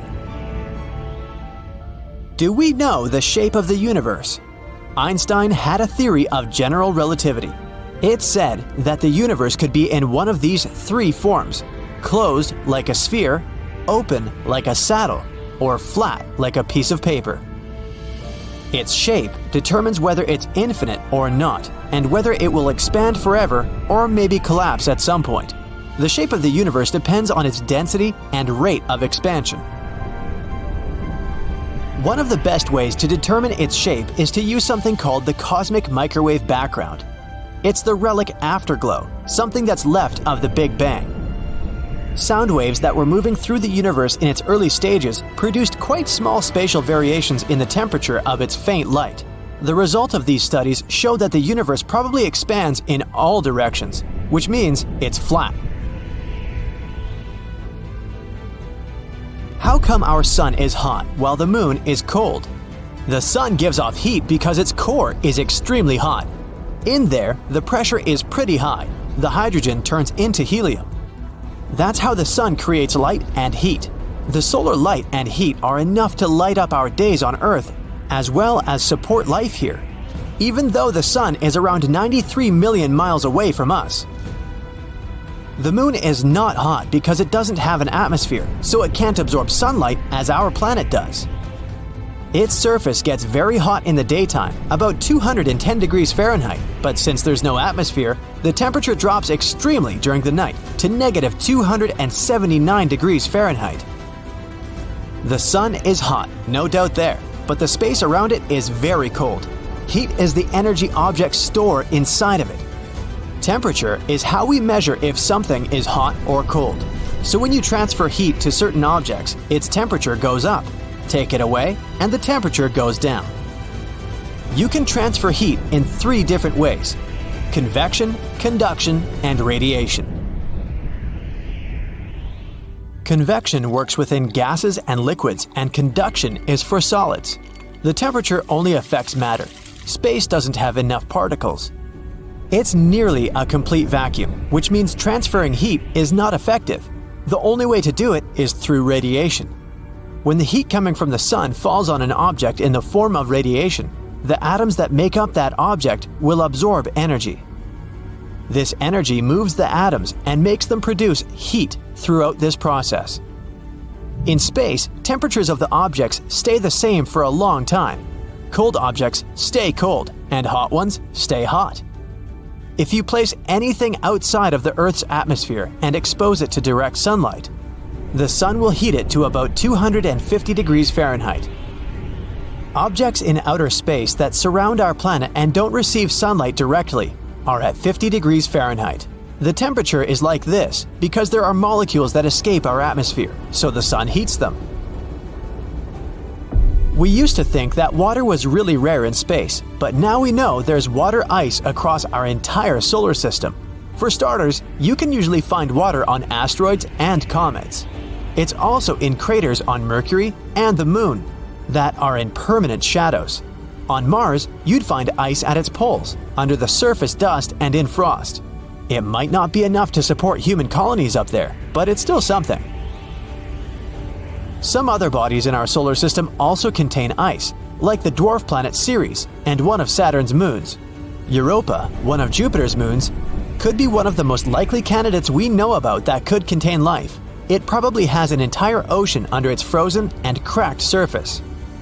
It could have twice as much water as all oceans on our planet together. Titan, the biggest of Saturn's moons, also has a liquid cycle, but it's not water.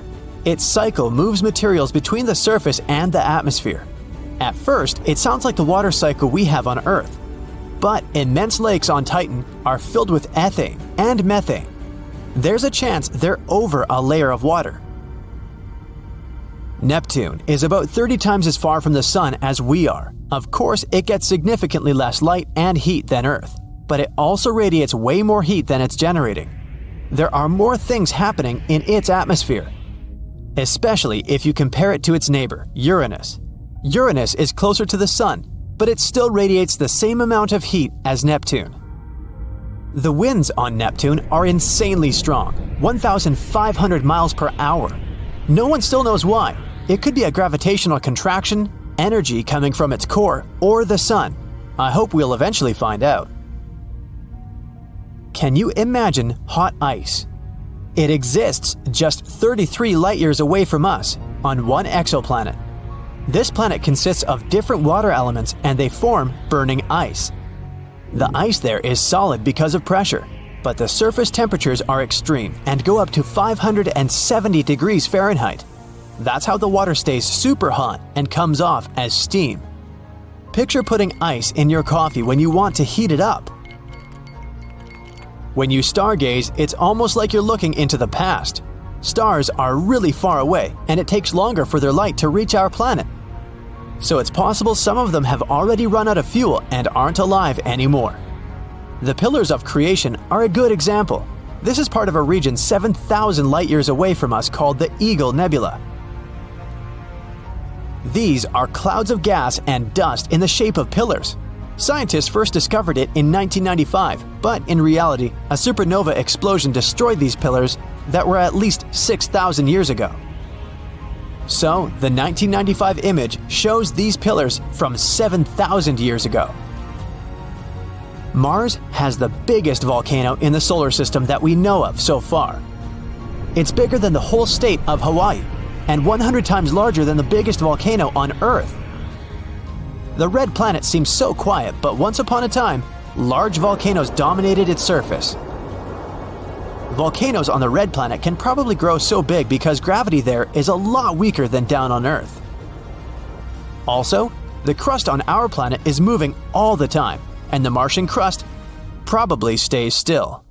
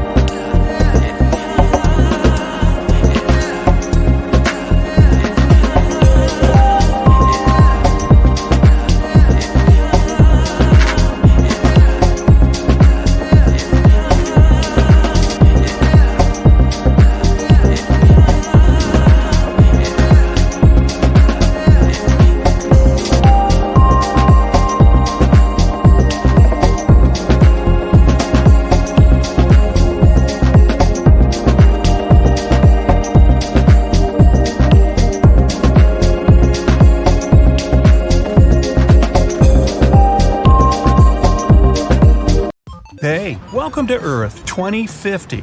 You're living in a world after the great temperature shift of 2020.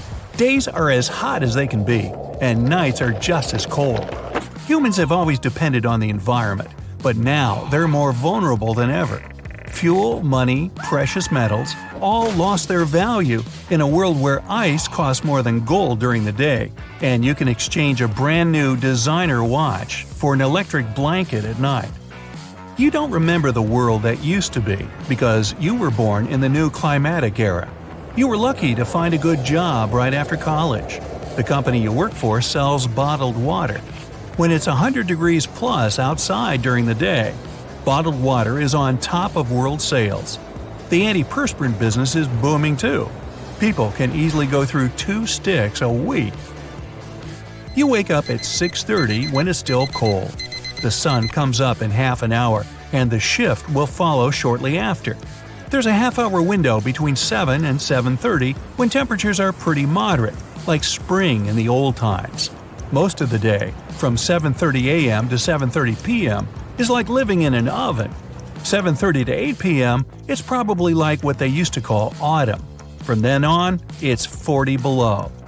Today's a big day. Could mean your first promotion. You take a deep breath, slide your feet into your slippers, and head to the shower. On autopilot of the day-to-day routine, you first turn the sink faucet all the way off. It's an old-world habit your parents recommended to keep the pipes from freezing. Even though all of yours are up to code, wrapped in heating tape and insulated, you'd rather not risk it. You get dressed, the daily shorts, sandals, and tank top. They have high-tech thermo clothes that adjust for the day and night temperatures. But you don't have the money for those. Maybe if you get that promotion, you can invest in a good, efficient wardrobe. Funny thing is, you can always tell a person's status by looking at them. Some things never change. The thermos walk confidently with their stylish techwear. You and the rest of the baggers pack extra clothes for work and cold evenings. Got your umbrella? Doesn't help with the heat, but at least the sun doesn't beat directly down on you. Shades, deodorant, SPF, day supplies are good. Now for evening. Gloves? Check. Winter ding! You get a text message. It's your boss. You're coming in a little earlier today to set up for the presentation, right? You text her back and head to the kitchen for breakfast. Coffee's a luxury. Same goes for fruits and veggies, unless you grow them at home, but your personal greenhouse is pretty modest. Tomatoes, corn, some melons, and lettuce. The greenhouse is still cold and heat-resistant like the standard model, but you definitely need to upgrade to a bigger one. No time, too much work. You grab an apple, a bottle of water, your bag, and rush out the door. You usually leave at 7:15. It's a 15-minute walk to the office, just enough to beat the heat. But you're out shortly after sunrise today. There are thousands of people on the street. Everyone tries to stay indoors unless it's during those 30-minute pockets of moderate weather.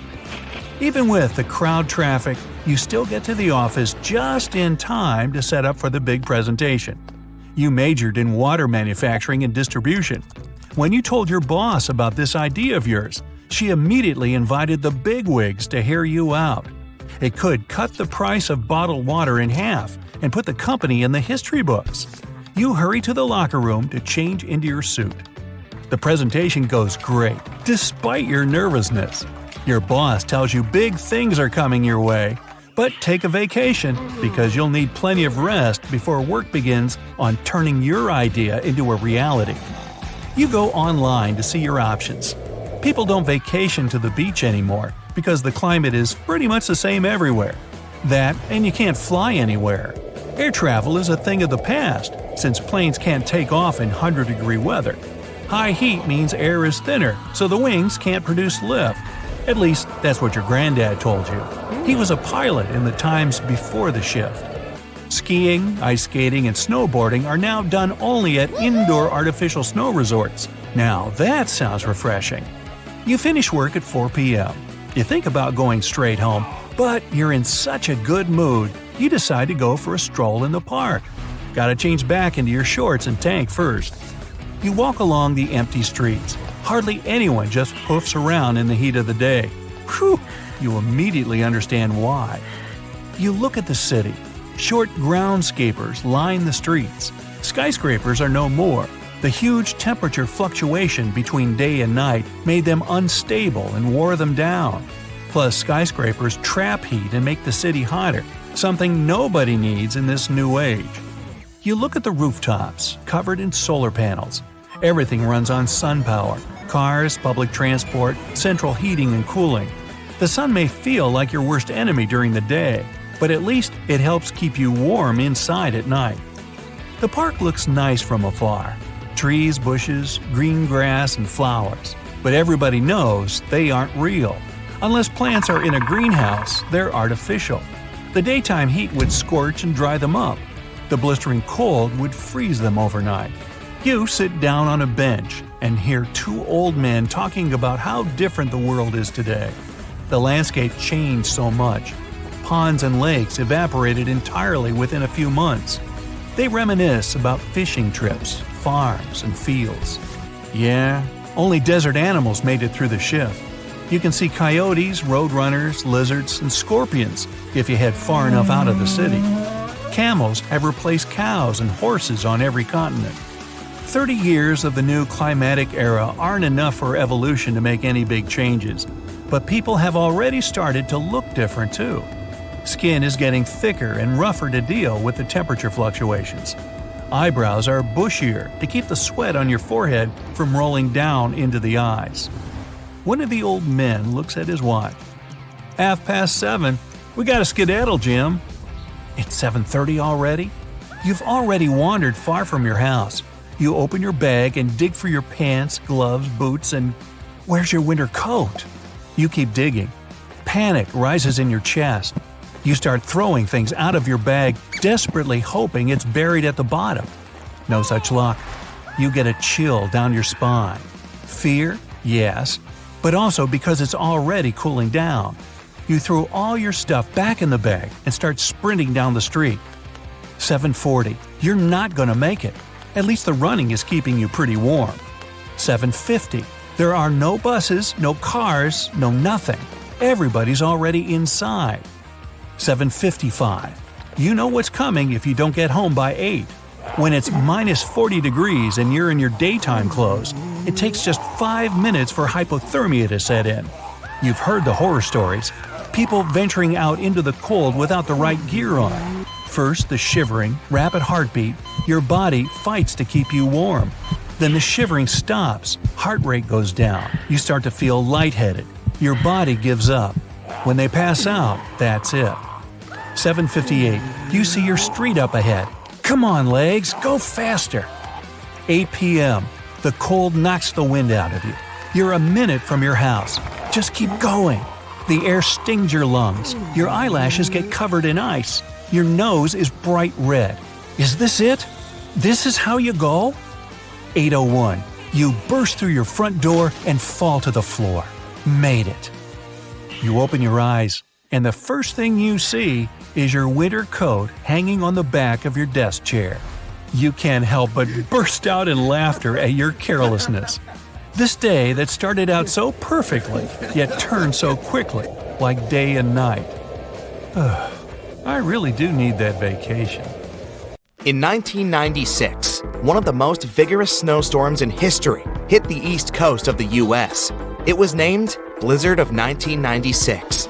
From January 6 till January 8, a huge amount of snow fell in the country. The storm was so strong that people couldn't see anything around except a white veil. Huge snowdrifts formed. People couldn't leave their homes because snow had covered all the doors and windows. Someone spent hours shoveling snow to get into the car. And while they were doing this, new snowdrifts appeared around. This is considered one of the main winter storms of the 20th century. Schools and universities didn't work. Shops, libraries, and cafes were closed. You could look out of the window and see nothing but a white ice wall. The wind lifted snow into the air and blocked the movement of cars. People abandoned their cars to hide in the nearest shelter, which created many miles of traffic jams. During the snowfall, hurricanes formed and destroyed buildings. Chaos reigned everywhere. People were afraid to leave their homes. Strong wind and rain forced rivers to come out of their mouths. which caused massive flooding in nearby cities. Many states lost millions of dollars because of the destruction. However, at that moment, the residents of one small town didn't notice the problem. The blizzard of 1996 covered almost all of Pennsylvania, but the weather was not so bad in Delaware County, aka Delco. Neighboring cities were attacked by the storm, but not this one. Since about that time, a legend has appeared among the locals. They say their small town is protected by a mysterious weather bubble. In 2013, they called it the Delco Bubble. According to the locals, the bubble covers the entire Delaware County and protects it from all natural disasters and other hazards. Residents of a quiet, sunny town like to talk about this phenomenon, but there's no scientific evidence of its existence. It seems bad weather bypasses the district during huge storms. As soon as the hurricanes approach this place, they break up in different directions and then converge right after passing this area. All this happened according to the locals' words, without meteorological evidence. They remember several different storms in the 90s, including the blizzard of 1996. They announced that the storms would reach Delaware on TV and radio, but in fact, no forecast came true, and the residents enjoyed pleasant weather. One resident says that he often looks at forecasts and satellite photos and sees how black clouds disperse in Delco. It's peaceful and comfortable here. It seems as if time has stopped here too. However, the bubble doesn't protect against all problems. There were some floods there, after all. So, many residents don't believe in anomalous protection. There's one scientific explanation proving that storms are weakening in this place. Sea breezes go inland and settle in places like Delaware County sometimes. The streets and surroundings are filled with cold air. This creates air stabilization. Then when a storm forms and goes here from the west, it meets this stabilized air mass. Hurricanes lose a significant part of their strength, so it seems as if bad weather simply bypasses the district. Also, the Delco bubble can be explained with the help of psychology. Almost all rumors about the protective anomaly come from people. Residents write on social networks and tell each other about how the hurricane didn't touch their homes. In such cases, people often think that if trouble didn't happen to them, then it didn't happen at all. Imagine you go out on the porch of the house while the radio predicts a strong storm. Everything is calm before your eyes. A light breeze blows in your face. But behind, a few hundred feet away from your backyard, a real hurricane is raging. You didn't see it and went to write a post on the internet that the Delco bubble saved your city again. Storms are a dangerous weather phenomenon, and you should be wary of them, especially if you don't live inside a protective bubble. But let's say you missed all the news and reports about an approaching thunderstorm. It's okay. You'll know it's approaching you thanks to the clouds. One of these clouds is called cumulonimbus. These are precursors of thunderstorms, hurricanes, hail, floods, and even tornadoes. You will easily recognize them by their formidable appearance. They are thick, heavy, dark, and can sparkle because of the lightning created inside.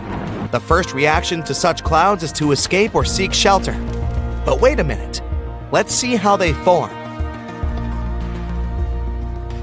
The warm air lifts the smallest drops of water. They are so tiny that they form steam. Most often, this steam rises from the ocean, since there are several times fewer of them on land. They rise high into the sky, in an area with a very low temperature. There, the warm steam cools down, and the droplets turn into tiny particles of ice. Then, these frozen pieces are mixed with other particles that the planet is filled with: dust, ice, and sea salt. All these things stick together into a homogeneous mass and create a cloud. Millions of other extra particles stick to it, and the cloud becomes more voluminous. The mass increases and drops begin to fall to the ground in the form of rain. Clouds are necessary for the planet. They protect us from the strong radiation of the sun's rays. You could say they filter the sun for us. When night falls, the clouds act as a blanket. They keep warm and don't allow the cold to penetrate inside. Almost all clouds are formless. The human imagination comes up with what they look like. But there are rare clouds that have a clear, striking shape. Lenticular clouds. They are stationary and have the shape of a huge round plate. These clouds often cover mountain peaks. Mammatus cloud. They often form under cumulus rain clouds. They look like hundreds of huge bags filled with water, hanging over the ground. If the sky looks like gasoline is spreading all over it, you see nacreous clouds, common for areas with rather low temperatures. You can see it in places closer to the Arctic Circle. They get this color thanks to the sun. It shines on the clouds at a certain angle and creates this pattern. Morning glory clouds are like huge ropes stretching along the ground. You can observe this phenomenon in northern Australia. So let's go down from the clouds to the ground and look at the mysterious phenomenon hiding among the swamps. For centuries, people have been observing this strange thing. Some called it Fool's Fire. At night, somewhere far from civilization, you can see mysterious bright lights among forests and swamps. They glow with orange and blue colors. It seems like somebody has lit a torch and now is waving it to attract your attention. Perhaps someone needs your help, and they are signaling about it. In the past, people thought so too. They walked towards the lights and found themselves in the swamps. Now, they needed help, but there was no one around, and the mysterious lights just disappeared. Walking through swamps is very dangerous, so don't let these lights catch you in this trap. You should know that there's a scientific explanation for this phenomenon. Bioluminescent fungi and algae grow in swampy places and sometimes glow with a blue color. From afar, this creates the illusion of a small light. Wind and water sway algae with mushrooms, so it seems as if lights are flying. Also, there's a lot of organic material in the swamps: leaves, grass, mud, clay, tree branches.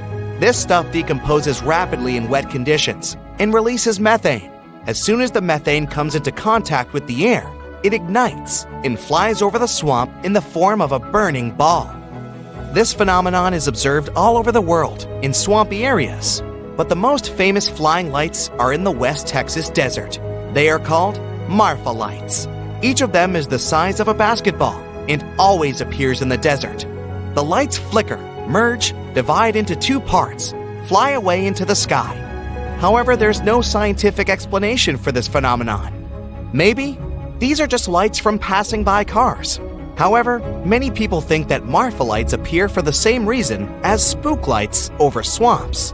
There are large reserves of oil and natural gas with methane hidden under the desert. Sometimes, this gas comes out of the ground and gets fired after contact with oxygen. You put on a diving suit and a warm coat on top. Sunglasses? Check. Umbrella? Right there. You run out of the house and your friend drops you a pair of skis and a picnic basket you forgot to pack. You've traveled all the way to Estonia to experience its mysterious fifth season, and you gotta be prepared for anything. Every year between winter and spring, you can see this unique natural show in Suma National Park. The entire park disappears under the water, up to 16 feet of it. The locals travel over the swamp meadows and around submerged houses, sunken apple orchards, and raised bog islands in canoes. When the water level is especially high, they even rode through the window into the living room.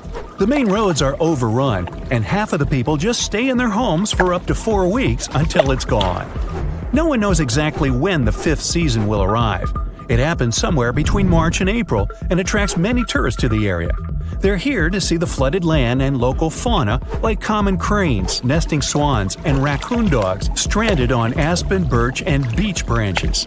Lynx, wolf, and brown bear leave the area long before the floods get there. This territory was once a seabed formed 12,000 years ago during the last ice age. As the glaciers were retreating, they left a Great Depression that turned into one of the largest peat bog systems in Europe. It's a huge natural sponge.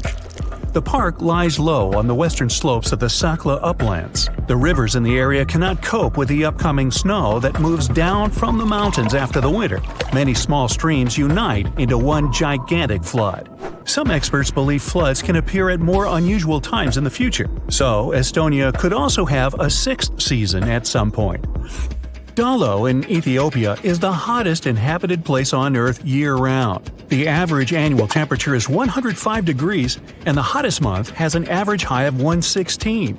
The place has hardly any rainfall and is also one of the lowest on the planet. It lies in the Dinosaur Depression with some unique geology. It developed after Africa and Asia had moved apart a long time ago. You can see volcanoes and bubbling lava lakes, bright yellow, orange, and green hot springs, and huge salt pans. A village in the Meghalaya state of India is known as the wettest place on the planet, according to the Guinness World Records. The average annual rainfall here is about 470 inches. It's a result of warm, moist monsoon winds coming from the Bay of Bengal, bringing clouds full of rain.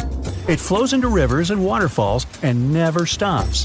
The locals that work in the fields always wear basket-like covers to try to protect themselves somehow. The village of Leknes, with a population of about 3,500, is located in Norway, above the Arctic Circle. It has an unusual warm climate compared to other places in the same latitude. In January, the average minimum is 32 degrees and rarely drops below 30. July average temperature is 53. That's pretty regular for many places in Europe. Melbourne in Australia has normal-seeming temperatures and a nice coastal climate. But in the spring months, it has the most changeable weather you could imagine. The temperature can drop from hot to shivering in 1 minute. You could leave the house at 9 a.m. under the sun and get soaked by midday. Then you'll put on your shades again while recovering from hail and thunderstorm, all on one day. It is due to the city's geographical location, close to the mountains, and the cold coming in from the Southern Ocean. Cape Denison in the Commonwealth Bay in Antarctica is the windiest place on the planet. It has unusual downslope winds. They're formed because of the continent's dome shape and the always cold climate. These winds are so fast and strong they ruin the measuring instruments and the masts they are attached to. The record speed, so far, was 200 miles per hour.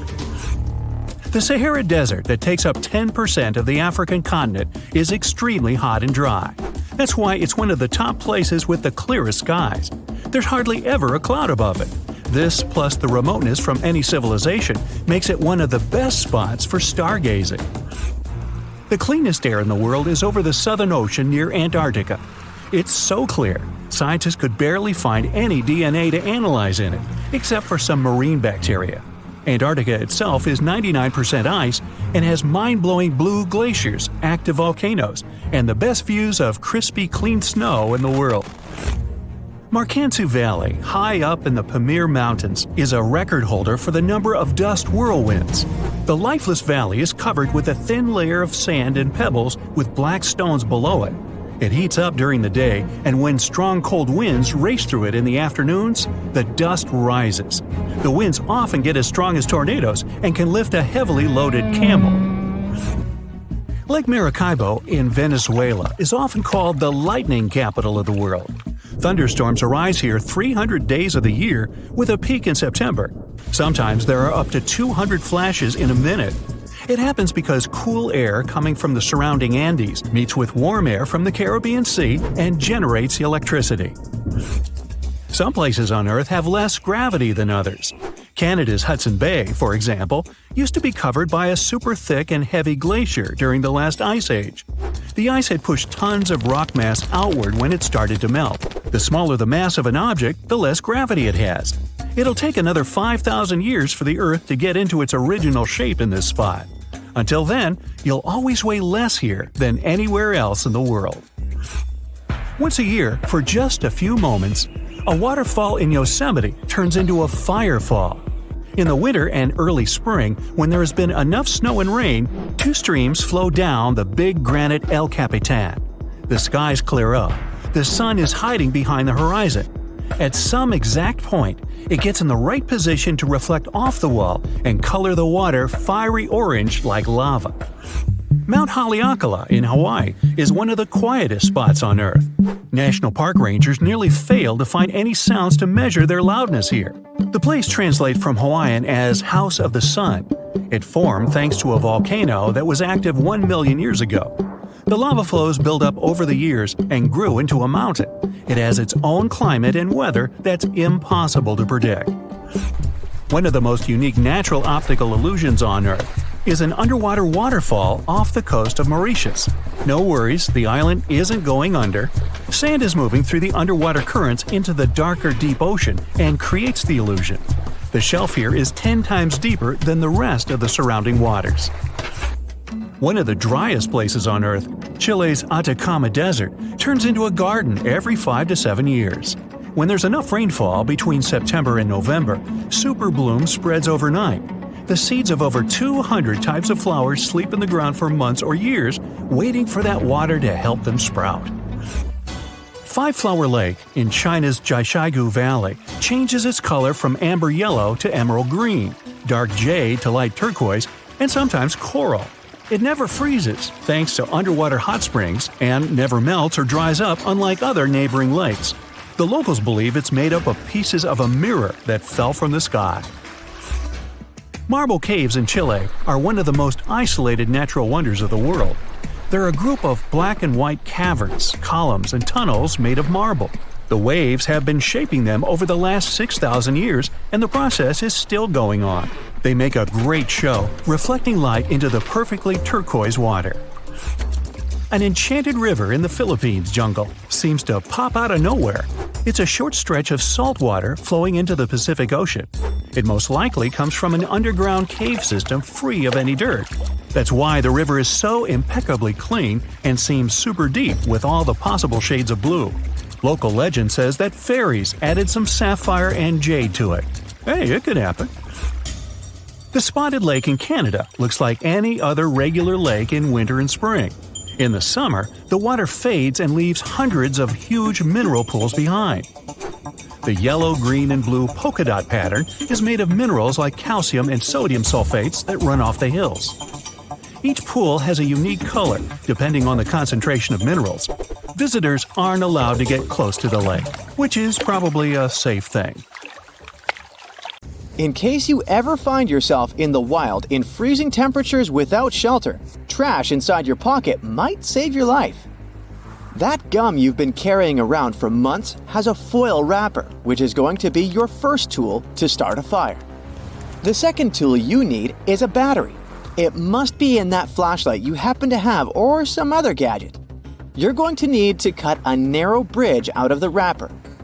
If it's any thinner, it might break without serving its purpose. One wrapper should be enough to make 3 igniters. Put on your gloves. This contraption is going to get really hot really soon. If you drop it, you'll lose your only source of fire. Attach the gum wrapper to the battery on both ends. Hold it next to some good flammable tinder. If you also have chapstick in your pocket, add some to the fire to make it burn longer. If you get stuck in the snow in your vehicle, kitty litter can come to the rescue. You'll need to shovel as much snow and ice as possible from where your tires pass, and then put a good amount of cat litter around and under the tire. After you rock your car back and forth and carefully go from drive to reverse, you should get unstuck without a problem. In case you don't have a car or a tent at your disposal, you can arrange yourself a nice and warm sleeping area right in the snow. If you're stranded somewhere in the mountains, don't crash in a clearing. Avalanches are more likely to pass here. Find some accumulated debris and broken tree stumps at the base of the clearing and set camp there. To remove snow faster and easier, cut it with a knife or a sharp branch. You're going to be working with the crusty ice layer and going in blocks and not handfuls to save time and energy.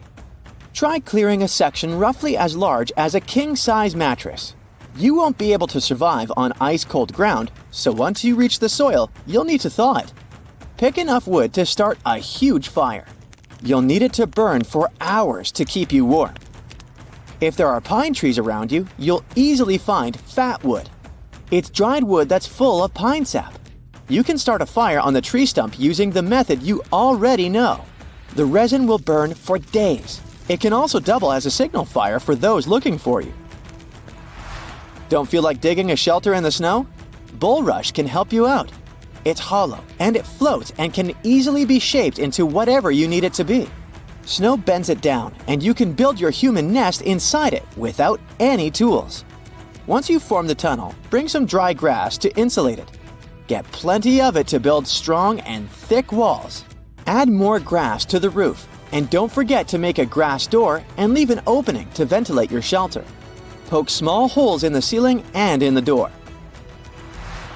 When you're about to leave the house for the wilderness in the winter, don't wear cotton clothes or socks. Cotton holds moisture like a champ and loses all of its insulating properties. So, if you sweat or get soaked from the snow, cotton will make you feel even colder. Put on several layers of synthetic clothes instead, with a waterproof outer layer. Long underwear can also count as a layer. Choose woolen socks because they will suspend the moisture in the weave. If you don't have any, you can put on regular socks and plastic bags on top of them. No matter how tempting it looks, don't eat ice or snow. It can give you dehydration, as your body will need more energy to heat up and melt snow than receive from consuming it. Put some snow or ice in a bottle and between your sweater and the upper layer of clothes. Your body heat will slowly but surely turn it into a liquid. To speed things up, put snow in a bucket or pot and thaw it above your fire. You can make some pine needle tea if you collect enough of those and drop them in freshly boiled water. This drink will be packed with vitamins and antioxidants, just what your immune system needs to survive. You can make a rope for binding parts of your shelter or securing food when cooking out of pine roots. Use a stick to dig them out of the frozen ground and separate them. Split the root in two and pull the ends away from each other. This rope won't burn in your hot fire, unlike synthetic ones. To warm up the cold winter bed in your home, fill a bottle with hot water and place it in your core region under the cover. That's right, not in the toes area. The water will heat your vital fluids traveling through your body, reaching all the extremities and warming you up in no time. Avoid metal bottles so you don't burn yourself. And don't forget to crank down the lid so you don't wake up wet. You can also wrap your pajamas around the bottle before putting them on for an extra effect. That bubble wrap you were keeping in your house for months for anti-stress purposes can serve as an excellent insulation material. Spray some water onto your window and push the flat side of the wrap against it. It will now stay up and keep the heat from escaping your room and your electricity bill from growing out of proportion. If you don't have any bubble wrap at home, try asking at the furniture store if they can give you some for free. To warm up quickly when you wake up, set a timer on your coffee maker for 15 minutes before you wake up. You can also try preparing hot chocolate, oatmeal, or soup the same way. Just put the ingredients in the filter instead of coffee. If you have a thermostat in your building that's locked and won't let you crank up the heat, you can try tricking it. This appliance knows if it's cold or warm enough based on the temperature around it. So, put some ice near it, and it will feel like it's colder in your room than it actually is. Just don't put ice cubes directly on the thermostat. In case you plan your outfits for the next day, you can put those clothes in your dresser and add an electric blanket on top. Turn it on the second you wake up. Your outfit will be warm when you put it on as if it just came out of the dryer. Your toilet seat will also feel warm and nice if you put socks on it. When the news tells you there's a huge storm coming and power outages are highly likely, fill your bathtub with water. If you have an electric water pump, it won't work, and you'll run out of water soon. Since gas stations also run on electricity, fill your car tank before the storm hits to have some emergency gas. Once the storm hits and you're locked in, put on several layers of warm clothes. Thermal wear, a warm shirt, a sweater, insulated pants, and woolen socks. Don't forget mittens so the heat doesn't escape through your hands. Hang dark blankets on your windows to draw in heat. Make sure your doors and windows are closed well and put some towels under them to prevent drafts. Your basement is probably more insulated by the ground, so it could be a good place to spend the night. When the power comes back on, check all your appliances and electronics before turning on the main power switch. They must be unplugged to avoid power surge damage. As you turn the water supply back on, keep the taps on the lowest level of your house closed to let the air out from the upper taps. It's Christmas Eve in 1945. George Sauter and his wife Jenny are at their cozy home in Fayetteville, West Virginia, celebrating the holiday with 9 of their 10 kids. Their oldest daughter makes the night even more special, bringing extra gifts for her younger sisters. Good night, kids. The couple heads to bed around 10, but they decide to let the kids stay up late to enjoy their new toys. Little do they know that right then, at that very moment, it's the last time their whole family is together. At midnight, the phone rings. Jenny wakes up and rushes downstairs to answer it. It's an unfamiliar female voice on the other end, and creepy laughter emerges in the background. Jenny says that the person has the wrong number and quickly hangs up. On her way back to bed, she closes the curtains, locks the door, and turns out the lights. She glances at her oldest daughter, who is peacefully sleeping on the living room couch. So Jenny thinks to herself that the kids must be upstairs in bed. Well, she probably should have double-checked that. It's 1:30 in the morning and Jenny wakes up once more. This time, a thick smoke is creeping into her room. Jenny and her husband rush out of the room only to find flames everywhere. Despite being completely shocked by the tragic scene, the couple and 4 of their kids manage to escape. But the other 5 kids are still inside the house. I mean, they must be, right? The thing is, investigators did a brief search of the grounds on Christmas Day, but they didn't find any trace of the kids. And that's strange.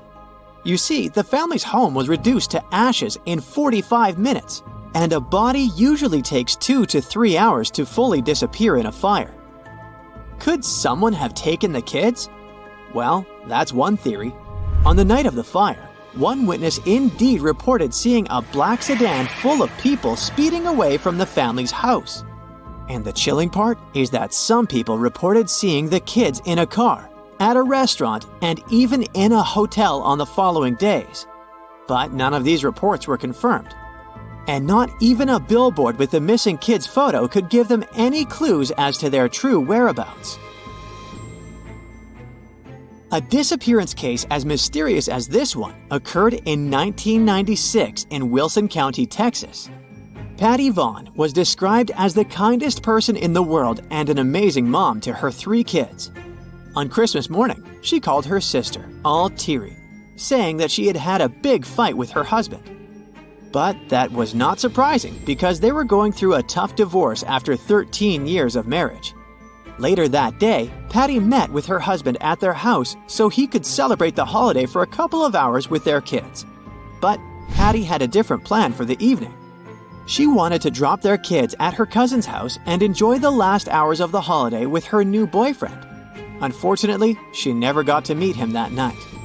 The day after the traditional gift exchange, Patty's boss found her blue Dodge Caravan on the side of a road leading to her home and workplace. But she wasn't inside, and she was never seen again. Have you ever heard of Britain's Roswell? Yep, that went down during the holidays, actually on the day after Christmas in 1980. On that day, 2 officers reported seeing a strange light in Rendlesham Forest, located in Suffolk, England. According to the witnesses, this strange flying object was fast. I'm talking about traveling 60 miles in just 2 seconds. A commercial plane, for example, would fly around 0.28 miles in that same time. So the officers thought that whatever was there, it was clearly under the control of the intelligence. Well, this story is quite well known, but there's another UFO mystery in England that's even more eerie. And it also happened during Christmas.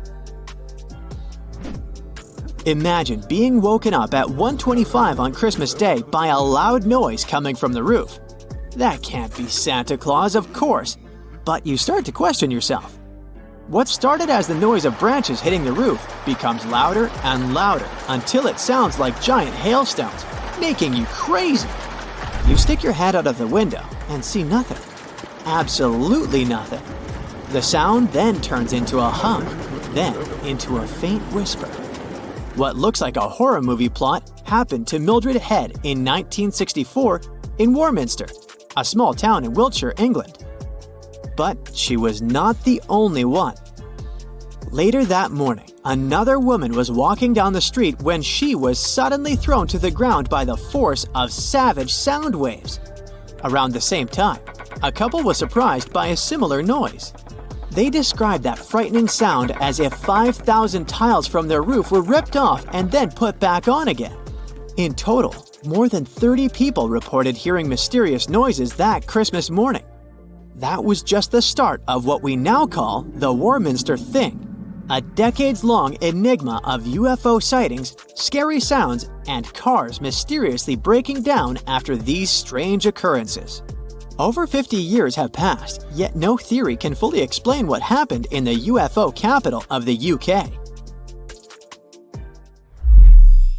Santa Claus coming down the chimney, 8 tiny reindeer, stockings filled with gifts. This perfect holiday recipe is described in the "'Twas the Night Before Christmas" poem. But there's a mystery hidden in that iconic poem. You see, the verses were first published in a newspaper called the Troy Sentinel on the 23rd of December, 1823. But there was a problem. The poem didn't have an author. This mystery persisted for 21 long years until a language professor from New York City named Clement Clark Moore claimed authorship. Mystery solved? Well, not exactly. A letter from 1879 raises an intriguing possibility. The author of the poem might not be who we think. In this letter, the daughter of a New York poet and farmer named Henry Livingston Jr. says that "'Twas the Night Before Christmas" is actually her father's work. She was too young to have heard the poem when it was originally recited, but the family says that her father read the poem to his kids 16 years before it was first published in the newspaper. But don't get too excited, because this whole story will probably remain a Christmas mystery. The truth is that the alleged author passed away just 5 years after the poem's publication, never once claiming to be the real author. The holiday season is usually a peaceful time of the year, but 1997 was an exception to this rule. It's December 22nd, and Beth Ann Ricketts decides to do some Christmas shopping in the morning. She grabs her black purse and leaves her home in Des Moines, Iowa. She buys gifts for her kids and even decides to treat herself, choosing a special dress for New Year's Eve. Unfortunately, she never got the chance to wrap those presents. Beth Ann never returned home, and a series of strange events unfolded after her disappearance. Later that same day, at 2 o'clock in the afternoon, a fire broke out in her house. In her bedroom, to be more precise, and the firefighters couldn't determine its cause. On Christmas Eve, TV networks in Des Moines were discussing Beth Ann's disappearance. Shortly after her story aired, her boyfriend called the police and informed them that she wasn't missing after all. According to him, Beth Ann called him saying that she was okay and didn't want to be found. Unfortunately, she hasn't spoken with friends or relatives since that holiday, not even her 2 daughters and her son. And that's weird to say the least. So, her family is still searching for the answers to this mystery. Hey, don't we all love wintertime? Gingerbread cookies and sitting by the fireplace. And frozen methane bubbles? Freezing temperatures afford humanity the pleasure of some very weird winter phenomena. Let's go take a look at some of them. Beneath the surface of Canada's Lake Abraham in Alberta, or beneath other lakes across Antarctica, you'll witness a truly mesmerizing phenomenon of ice bubbles. From the top, they look like glittering jewels, but these bubbles don't meet our expectations, as they never pop. They just freeze midway, before ever reaching the surface. So, how did they get there in the first place? And what are they made of? Some of them come from gas released from the melting of glaciers, while others are a result of the decomposing of organic matter lying at the bottom of the lakes. Now, they sure look pretty, but they're also pretty harmful to human life. These bubbles are made of methane, and they can intoxicate you. So, if I were you, I wouldn't get too close. If you're driving on a curvy hillside road when a snow squall begins, you'd be wise to stop driving immediately. A snow squall is the winter equivalent of a severe thunderstorm. The thing is, they're difficult to predict and very fast moving. There can be sunshine, but then all of a sudden, a huge snow squall might start. If you haven't heard this term before, it's because the National Weather Service in the US only began using it in 2018. They called it a squall because it reduces a lot of our visibility and can be very dangerous if you don't take it seriously. But still, falling snow is beautiful, even if it's that crazy. Say this winter you decided to finally visit the famous Niagara Falls. Located between the US and Canada, these falls are the 5th largest waterfall in the world, with over 3,000 tons of falling water per second. In winter, the area looks like a winter wonderland and is home to an interesting phenomenon, a frozen fall. No, this isn't the work of Hollywood or an internet prank. Niagara Falls can actually form a layer of ice. This happens when the falls have been exposed to frigid temperatures for a long time. So, the surface water and mist in the air turn to ice, giving the impression that the entire waterfall is frozen. But that's not exactly what happens. If you look closely into the ice, you'll notice that there's still plenty of flowing water. Have you ever heard of something called a natural snowball? This is a rare yet beautiful environmental phenomenon that happens when smaller pieces of ice end up being rolled by strong winds and water. The further they roll, the more ice they gather, and the more that ice is polished. They end up as giant, perfectly shaped snowballs. They would look pretty amazing on their own, but hundreds of them together? That's some scenery. Some snowballs turn into huge rolling donuts. These rare shapes happen only in perfect temperature conditions, when the snow is in the perfect state between hard and fluffy. It happens when a snowball begins rolling down, gathering more and more snow until suddenly its middle part collapses. This allows for the snowball to get its donut shape. Does it also taste as good as a donut? I guess not, right?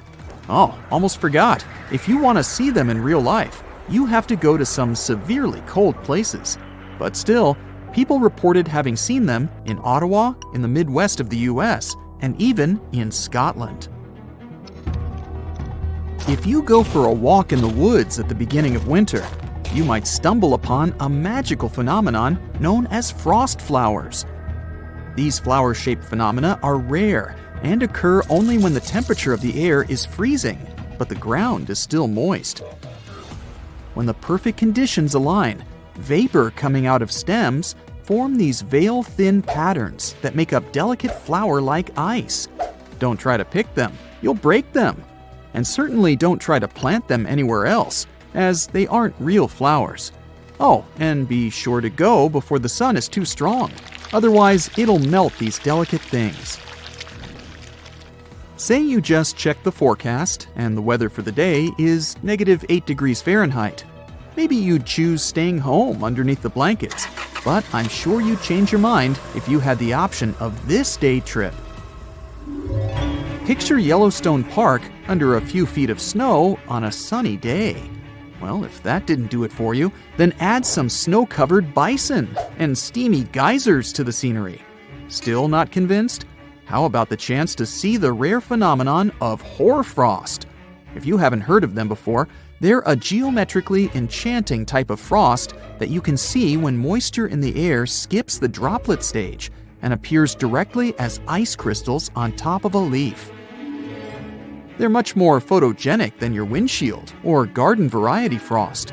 FYI, the term hoarfrost comes from Old English, meaning a frost that resembles an old man's beard. Well, what do you say? Does this actually look like a beard? You're walking in a frost-covered forest on a freezing day, when suddenly you hear a loud banging sound. No, it's not an avalanche nor an earthquake. You're in the middle of a frostquake. If only that meant that you'd see beautiful snow crystals cracking on the floor, but that's not quite the case. Frostquakes, also known as ice quakes, happen when the moisture below the ground starts to freeze and expand. It's normal for things to expand in their frozen state. Just look at an ice cube, for example. These frostquakes can move rocks and the soil above and cause loud cracking sounds as if the world were falling apart. Don't worry though, it's not. If you happen to see black ice, be careful. Although we call it that, black ice isn't really black. It's made up of a thin layer of ice that looks black due to the color of concrete or earthy ground.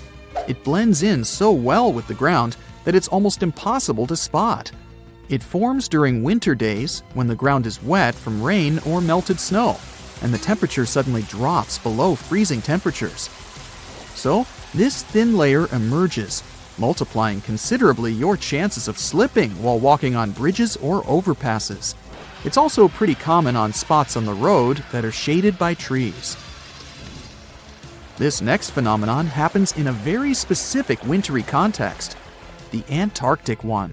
Amongst the unique things that occur on the continent, Antarctica is home to an extremely weird waterfall. The year was 1911, when an Australian geologist wondered about the so-called blood falls.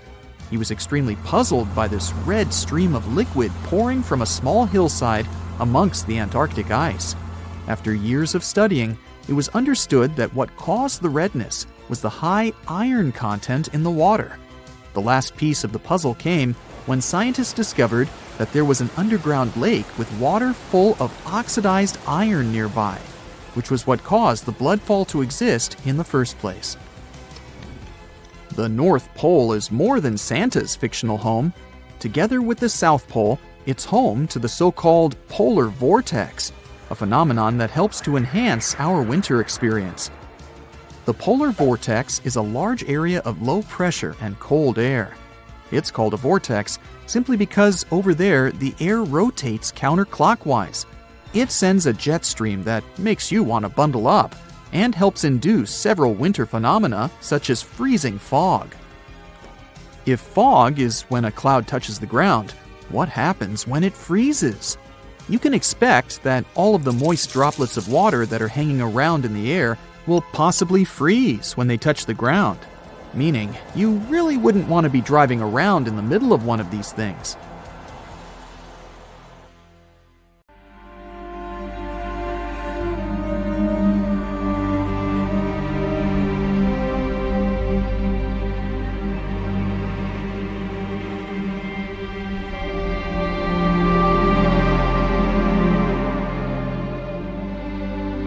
It's winter 1980. We're in the small town of Lyngby. 19-year-old Jean Hilliard is driving home after meeting with a friend. She takes a shortcut and turns into an icy, slippery road. In the dark, she loses control of the rear-wheel drive car. The vehicle crashes into a ditch. Emergency lights, snowfall, night, and a hard frost. Jean gets out of the vehicle.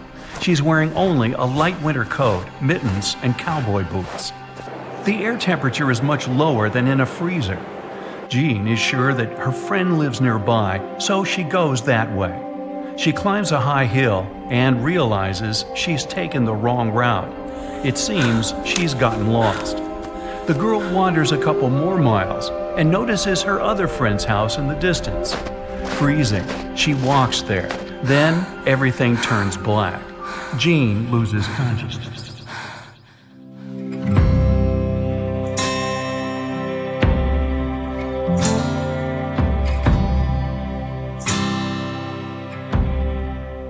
The next morning, rancher Wally Nelson wakes up in a great mood. It's the holiday season. There's a winter fairy tale outside the window. He leaves his house and notices the body of Jean Hilliard lying just a few feet from his porch. Wally approaches the girl, shakes her, and is horrified. Her body is stiff and cold like frozen wood. Her eyes are open and don't move. Her hair is frozen. She just doesn't look alive. But Wally sees that she's still breathing. Jean has managed to survive. Wally wants to put her in his car to bring her to the doctor, but the girl's body doesn't bend and can't fit into the auto. It feels like a statue.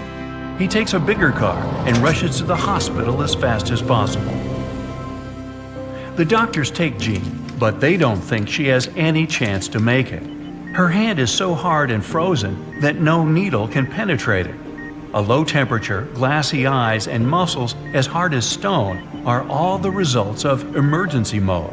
Her body has directed all the blood to the vital organs to ensure their functioning. That's why other parts of her body look so lifeless, and her skin and muscles don't react to anything. The doctors decide to put heating pads on the girl to warm her up. Her family hopes for her recovery, but right now, all they can do is just wait. Frostbite is so dangerous because all that frozen liquid begins to expand. Fill a small bottle with water and put it in the freezer for a few hours. Then take it out, and you'll see that the bottle seems to have expanded or even cracked because of the increased volume of the liquid.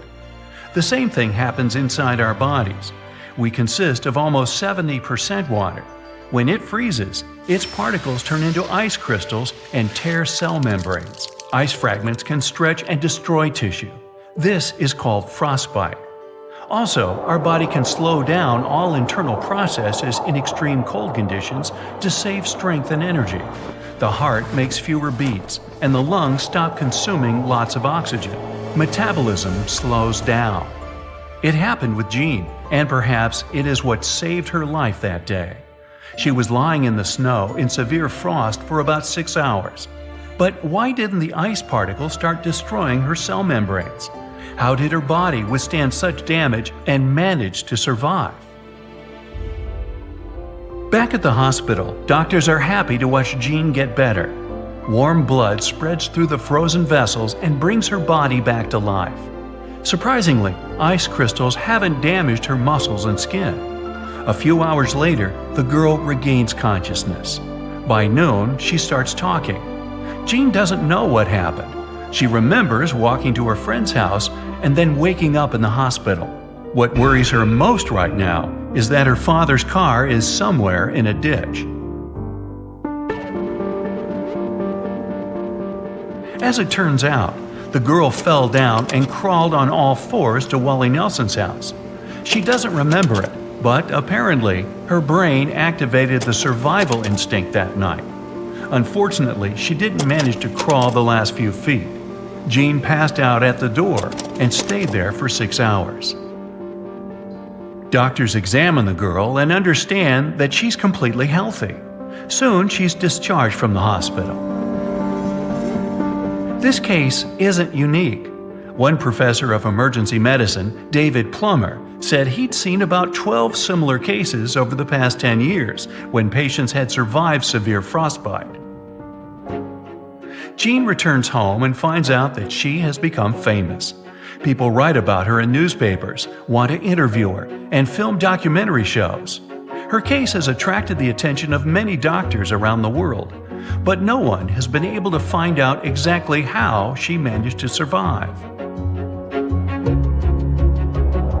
In the case of humans, such recoveries seem like an absolute miracle. But many creatures of the natural world can adapt their bodies to extreme conditions. One of them is the tree frog. These animals live mainly in temperate and tropical parts of Eurasia. Sometimes they have to contend with cold weather. Their body injects glucose into the bloodstream when they feel they're freezing, and the content of their cells turns into syrup. Sugar lowers the freezing point of water. So, tree frogs have adapted to such conditions. The water outside their cells can freeze. Their bodies can get as hard as ice cubes, but they will be alive, feeling great. Then, when it gets warmer, they fully recover.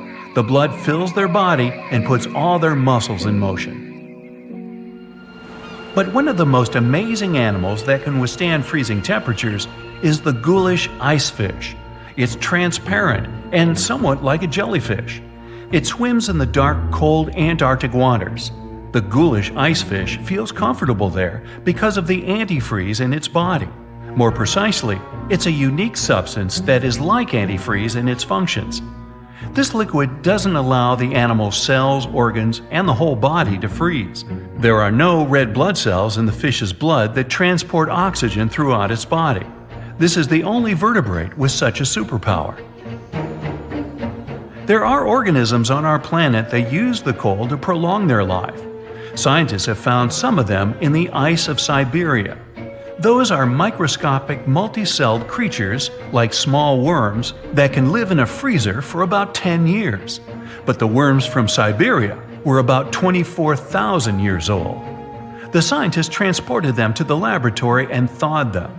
The worms came to life and began to multiply immediately after all those centuries of sleep. Their bodies can go into cryptobiosis. This is when an entire frozen organism has minimal vital functions. The analysis showed that the worms could stay in this mode for tens of thousands of years. And there are many such animals on our planet. Also, these creatures are some of the world's most resistant to radiation. They are practically invulnerable.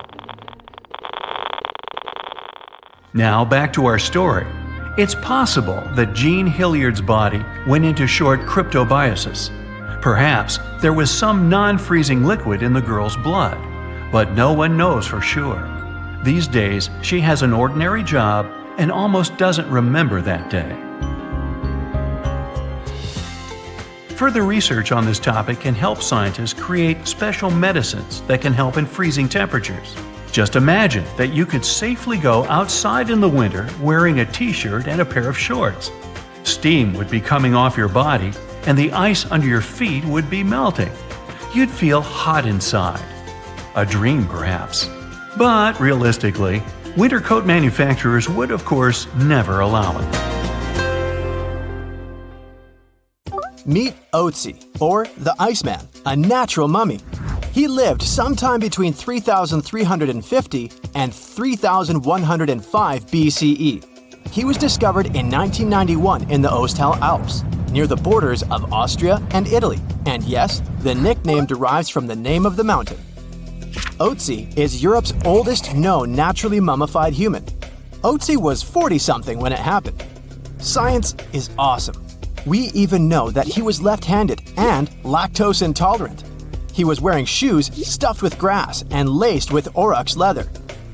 He also had a fur hat and carried a backpack with everything he needed to quickly make a fire. His body is now kept in a special room at a constant temperature of negative 21 degrees Fahrenheit. These days, Otzi is kind of a celebrity, featured in numerous documentaries and books. A decades-old mystery is solved. In 1942, Marceline and Francine Dumoulin left their home in southwestern Switzerland to get some food, but they never returned. No one knew what had happened to them. A ski resort worker solved the mystery 75 years later. He found two people dressed in 1940s fashion in ice. DNA tests revealed that they were the exact married couple. The couple had 7 children. After their parents' disappearance, the children never stopped looking for them. One of the children, Audrey Dumoulin, said she wouldn't wear black to the ceremony. She thought that white would be more appropriate since it represented hope, which she never lost. I'll take you back to 2016, an ordinary summer day. A gold miner was traveling in search of gold in Canada. He spotted something in the melting ice. He got closer. A treasure greeted him. Well, a treasure for science. The miner found the oldest and most complete wolf mummy ever discovered in the world. This wolf was part of an ecosystem that no longer exists today. The local people named the 57,000-year-old pup Zur, meaning wolf in their language. Experts have been able to get a glimpse of what Zur's life was like thousands of years ago. They've discovered that she mainly ate fish and other seafood instead of large mammals. Previously, scientists assumed that Yukon wolves mainly fed on bison or musk oxen during the Ice Age. You're hiking Mont Blanc in the French Alps. You see a small metal box blinking at you from under the ice. You slowly approach it. Oh, it's full of jewelry worth $340,000. This is a real story. The person who found the box handed it to the police. It turned out that there were hundreds of diamonds, rubies, emeralds, and sapphires inside. The markings said, "Made in India." Police already knew there were 2 major incidents regarding Indian Airways around the area, but they dated back to 1950 and 1966. The box had been hidden under the ice for at least 5 decades. Experts couldn't identify the owner of the previous gems. They believed that the box belonged to a passenger who was going to New York to sell the jewels. Well, let's hope the buyer didn't make any prepayment. Every year, new stuff comes to the surface in the area when ice melts. For instance, newspapers with headlines from the time when Gandhi became India's prime minister. Climbers also routinely find luggage and other personal items there. Let's travel 39,000 years back in time. Meet Yucca, the woolly mammoth. Yucca is special because it's the best preserved mammoth ever found. Local tusk hunters discovered it in 2010. Yucca became a natural mummy thanks to the ice preserving it. Scientists made analyses that revealed that Yucca was a 6-year-old female mammoth. Now, how about some ice worms? Yes, those do exist. They live on glacial ice in Alaska, Washington, Oregon, and British Columbia. They spend their whole life on ice. You can see them on the surface of glaciers 2 times a day, in the evening and in the morning. They go up to feed on snow algae. Scientists call them a scientific paradox. When temperatures are low, any creature's bodily reactions slow down and energy levels drop. Cold-blooded creatures like worms become sluggish when it gets too cold. But the laws of nature don't seem to apply to ice worms. They thrive and are very active when it's freezing cold. But as glaciers are melting, ice worms' habitats disappear too. Ice worms can be up to 1 inch long and are black or blue in color. Fun fact, there are stories and songs about them. Supposedly, they give glaciers' ice their blue color, but it's just a myth. This horned lark is an Ice Age animal. Not the cartoon, the actual one. Local fossil ivory hunters found this frozen lark in Siberia in 2018.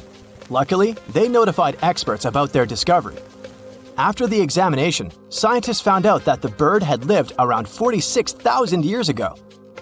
The most interesting thing is that the bird was in such good shape, considering that it had been under ice for millions of years. Experts say that the lark looked as if whatever had happened to it occurred just a few days ago.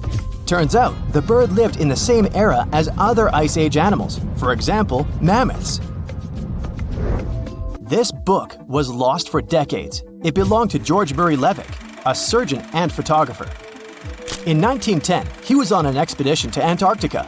Levick and his teammates spent months observing penguins, but they had to drop everything due to harsh weather conditions.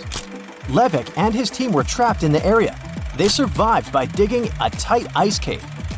Eventually, a ship managed to get to a nearby location and they were saved. But Levick left his notebook behind. It had lists of dates, subjects, and photographs he took at Cape Adare. Most pages of the book got dissolved, yet experts managed to save what was left of it. The notebook was published a century after it had been written. Look at this bone. It belongs to a scimitar cat. The bone was found in Klondike, Alaska. What makes it unique is that scientists managed to extract DNA from it. They found out it was a pre-Ice Age animal, more than 50,000 years old. Scientists used to assume there weren't any scimitar cats in the world, but this bone debunked previous theories. Plus, researchers found out that these cats had had natural hunting abilities, good eyesight, and endurance for long-distance running. At one point in the past, the number of animals the cats hunted started to decline, and ultimately, scimitar cats were outcompeted and eventually disappeared. Not just iceworms, but also viruses live in ice. Researchers revived 33 types of ancient viruses, which had been frozen 15,000 years ago. 28 of them were unknown to science. It might sound a bit scary, but scientists say that these viruses are unlikely to harm people. You can put your doomsday pack aside. Before, viruses even older than these ones were revived without any problems. For instance, in 2014, scientists found a virus that was around 30,000 years old in, guess where? Yes, Siberia. But microbes that can cause problems do concern scientists. For example, after a heat wave in 1941, bacteria got out of a frozen reindeer carcass trapped under Siberian permafrost. Several people living in a nearby village were hospitalized because of the effects of the virus. Who knows what other viruses can be trapped in older permafrost layers? Well, let's hope they remain where they are. Fingers crossed. Bonus: in the 1960s, an underground facility was built in Denmark. The details of the project were first revealed only in 1995. When the facility was decommissioned in 1967, its infrastructure and waste were left untouched. Authorities probably thought that the facility would be forever entombed by snow and ice. But studies claim otherwise. When the ice melts, the camp will reappear, and so will everything in it. Let's hope nothing unpleasant comes to the surface. We're in Siberia. It's so cold here that freezing gusts of wind are burning your face. All that white snow seems to be blinding you. This place resembles Antarctica because of the permafrost. Recently, a group of scientists researched one of the local rivers. With the help of a drilling rig, they extracted several samples of frozen soil. The scientists were shocked to find living creatures inside the ice. Later in the laboratory, they realized that the creatures were microscopic multi-celled organisms known as deloid rotifers. These creatures looked like little worms. Scientists knew that these worms could live in frozen conditions for up to 10 years. But the age of the rotifers found in the ice was about 24,000 years. And after defrosting, they began to reproduce, as if they had been sleeping for several hours, not thousands of years. Further analysis showed that these organisms could stay frozen for hundreds of thousands of years. The rotifers might have lived during the time when people didn't invent the wheel yet. And this isn't their only superpower. Deloid rotifers are among the most radioactively resistant animals on Earth. They can survive in places where there's no oxygen and water. They can also stay alive in areas with high acidity and can live without food and water for a long time. By the way, these are not the only creatures that are known for living for thousands of years. Particular types of moss and some microorganisms are also almost immortal. Nematodes, also called roundworms, are some of the most adaptive varieties of worms in the world. Imagine the Eiffel Tower standing tall and proud. And now, let's make it 10 times higher and place it underground. Exactly at this depth, many thousands of feet under the surface, scientists discovered these creatures. There's no sunlight and almost no air in this place.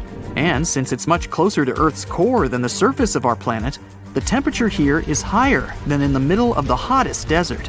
Millions of tons of soil above create insane pressure. But all this couldn't prevent life from developing here. When roundworms run out of air, food, or when the temperature becomes too high, they get into a unique state of stasis, or deep hibernation. In this mode, the worm's metabolism slows down, and almost all the processes in their bodies stop.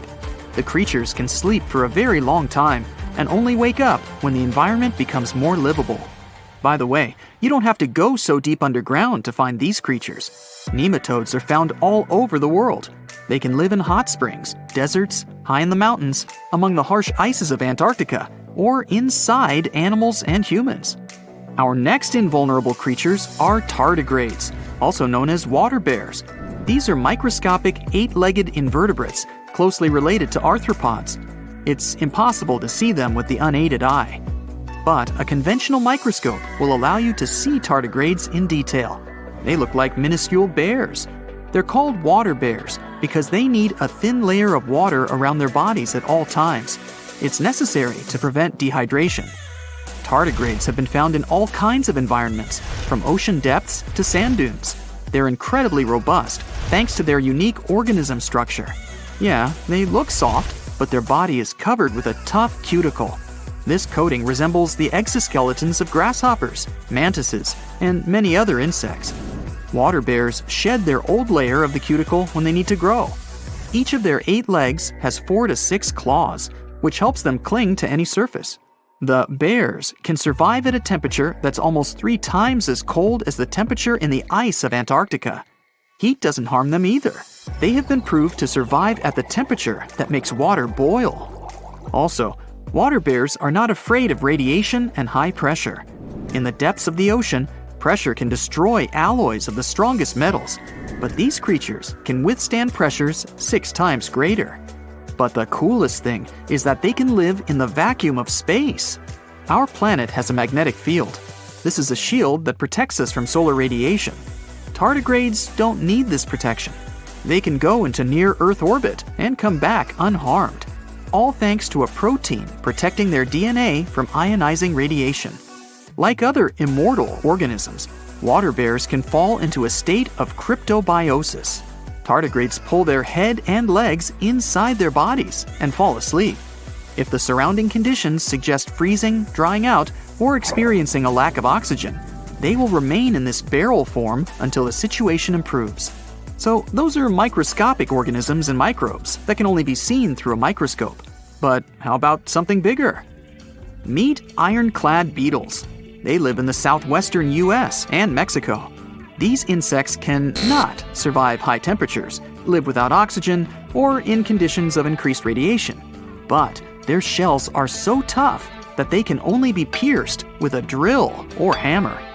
Their durable exoskeletons are made of a special substance, chitin. It can also be found in the armor of crabs or shrimp. And still, the chitin of the ironclad beetle is so durable that it allows this creature to withstand the impact of a car moving at high speed.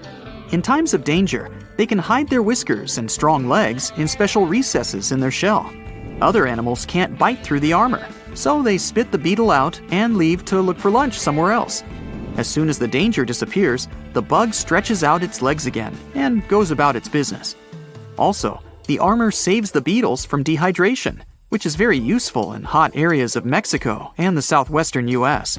Inside the exoskeleton, they can store moisture. In other words, these bugs can absorb water whenever they find it and transport this liquid inside themselves. The next creatures are incredibly fragile, but they know how to survive in places where almost no other animals can live. We're going to the southeast of Romania, near the Black Sea. Here, on a desolate wide plain, you can notice a pit. This is a mine leading deep underground. The air on the surface of our planet usually contains around 20% oxygen, but in the mine, it's only 10%. Inside the cave, the air also has an increased content of hydrogen sulfide and carbon dioxide. People can't breathe there without an oxygen tank. We can probably say that the water and air there are poisoned. Almost no animals would be able to survive here. Still, 48 species of living organisms have been found in this cave. 33 of them are newly discovered species. And they aren't the only microbes or bacteria that can't be seen without a microscope. Something bigger lives here. Strange white snails crawl over the walls of the mines. Transparent shrimp and a bunch of unknown kind of leeches swim in the water. White centipedes with huge whiskers and creepy white spiders run on the ground. And they all have been growing here for almost 5 million years.